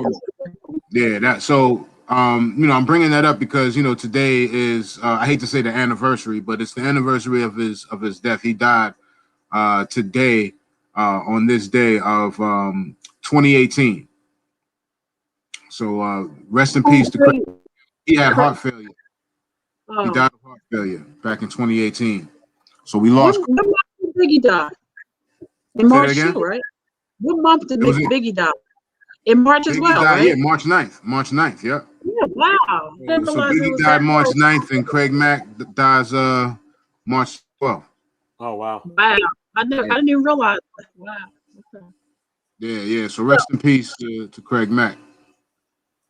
So tell us, we only got. But speaking of Biggie, this is the thing I was going to go into. Since we're on the subject of Bad Boy and Craig Mack and Big, I don't know if any of y'all got to see the documentary. It's called Biggie, I Got a Story to Tell. It's on Netflix right now. You can go and see it right now. So far, I watched it a couple of times. I watched it twice so far, and what I like about it personally is one of Biggie's closest homeboys that was down with Junior Mafia, D-Rock. D-Rock was one of the brothers that always kept a camera with him. And this is before Biggie even got the record deal. D-Rock always had a camera with him, and they always just went out, whatever they were doing, D-Rock be out there and just videotaping what was going on. And so this documentary consists of a lot of the footage that D-Rock had on those tapes. So you get to see like raw footage of Biggie, before he got signed, while he was going through the deal, negotiating the deal, and then after he got on, and all the way up to to his death. And it's just a real good project to check out to get an inside scope on who Biggie Smalls was, who Christopher Wallace was as a person. You know what I'm saying? Who he really was, because a lot of times, the fans get to see, the fans see the artist from the persona that the artist wanted to put out, or that the label or the industry wanted to put out of that artist. You know what I'm saying? So we saw the kingpin and all of that of Biggie Smalls. Everybody thought he was like the big kingpin or whatever. But you get to just see the real Brooklyn dude from the streets, man, that was just, just coming up in the hood, and he has skills. He has skills, and that a lot of cats couldn't match, man. And Big was nice with his flow. He was nice with his words. He was clever, man. He was a clever dude, man, and he knew how to put things together. What is up? Black is coming. Please have a that line right there. One of my favorite lyrics. Yeah, Big. Yeah. He was a visionary. You know what I'm saying? Lyrically, he was a visionary. He could paint those pictures. Lights get dimmer down Biggie's hallways. Things like that always stick out to me. You know what I mean? He's just talking about his hallway, but it just makes you picture that. You know what I'm saying? Like lights get dimmer down the hallway. As you get closer to his door. You know what I'm saying? I've seen stuff like that in the hood, the projects and stuff. So, But you know what? Just not with him growing up as a family person. I always picture him. I took the part that he was a mama's boy, and and a Catholic school kid. And I'm a young person who went to Catholic school, so I know living in the urban area, going to Catholic school, and that dual existence, like you leave every day to be here, then come back to this reality. So I understood. Right. And he was an only child. and he was an only child. So I related to that myself because I mean, only children. We definitely gonna be mama's boys. I was a mama's boy too. I'm still a mama's boy. You know what I'm saying? But excuse me, I okay. mean, that's the thing. Like, that's who he was as a person. You know what I'm saying?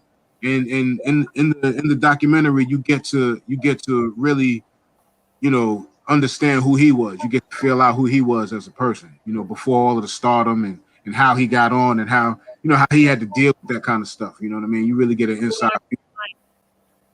But before we leave, I got to ask you about a quick take on Coming to America. Oh yeah. You laugh because you immediately smile. I'm laughing. You did. I saw it twice. I tried to see it the third time, but I fell asleep. But I saw it twice.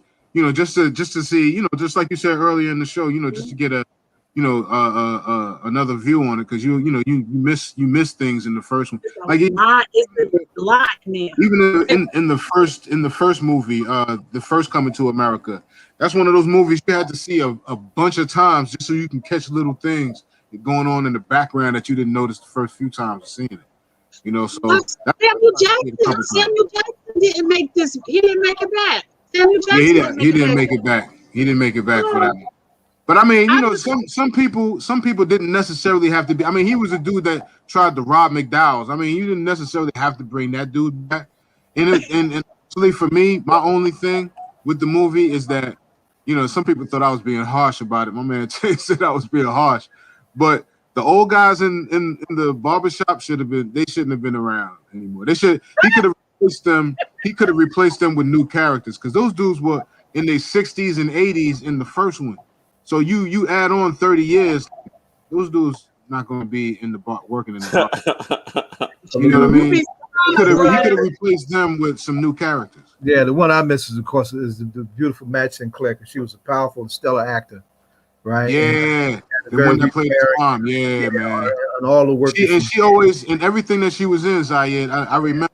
Very regal. Movies that she was in, she always brought class to her roles. Yeah. She was one of my inspirations. Always brought class to her roles. Yeah. Who? His mother. Yeah, the one that played the mother, the first one. Yeah, they did a tribute to her, right? They did like they did something to her because they spoke about it. But what makes you want to go back and watch it again is watching the interviews with him and Arsenio, and there was so much in there that I was like, I miss that. And just to see the camaraderie between him and Arsenio of how fluid that relationship is, to see them together, they're just like, the interview was priceless. Yeah. It was good to see everybody in there. A lot of people like Wesley. Just seeing Wesley Snipes. Wesley stole it. Yeah. He did his thing with the walk. Coming in. Right? We haven't seen Wesley in a while. He was hungry for some work. Yeah, but it was good to see him though. It was good to see him in there. So I mean, there was a lot of criticism on it not being as good as the first one. And it's never nothing is ever gonna be, Nas is not gonna make another Illmatic. Like it's never gonna be as good as the first. We gotta start really expecting that, but just look for the quality in the work.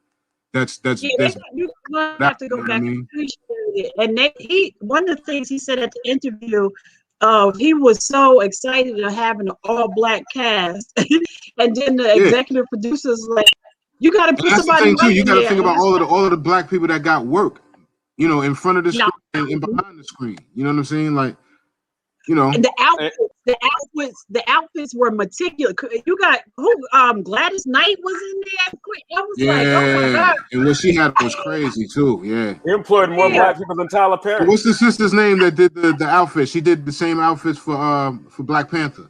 Yes, yeah. So she did the outfits for that.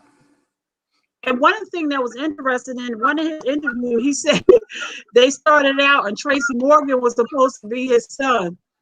And Arsenio kept making jokes because they were saying how close they are to age. He was like, yeah, and then Coming to America through. Yeah. All right, so we are getting ready to head out on this section. The age, it was an age relationship, but it was good. Yep, and we got 1 minute left. We're getting ready to head out. DJ Rhino, what do you want to end us with? That's it, man. I mean, not too much else. Just stay strong out there, man. We're gonna continue to try to bring some more hip hop and get it together, man, for the show. You know what I mean? And that's it, man.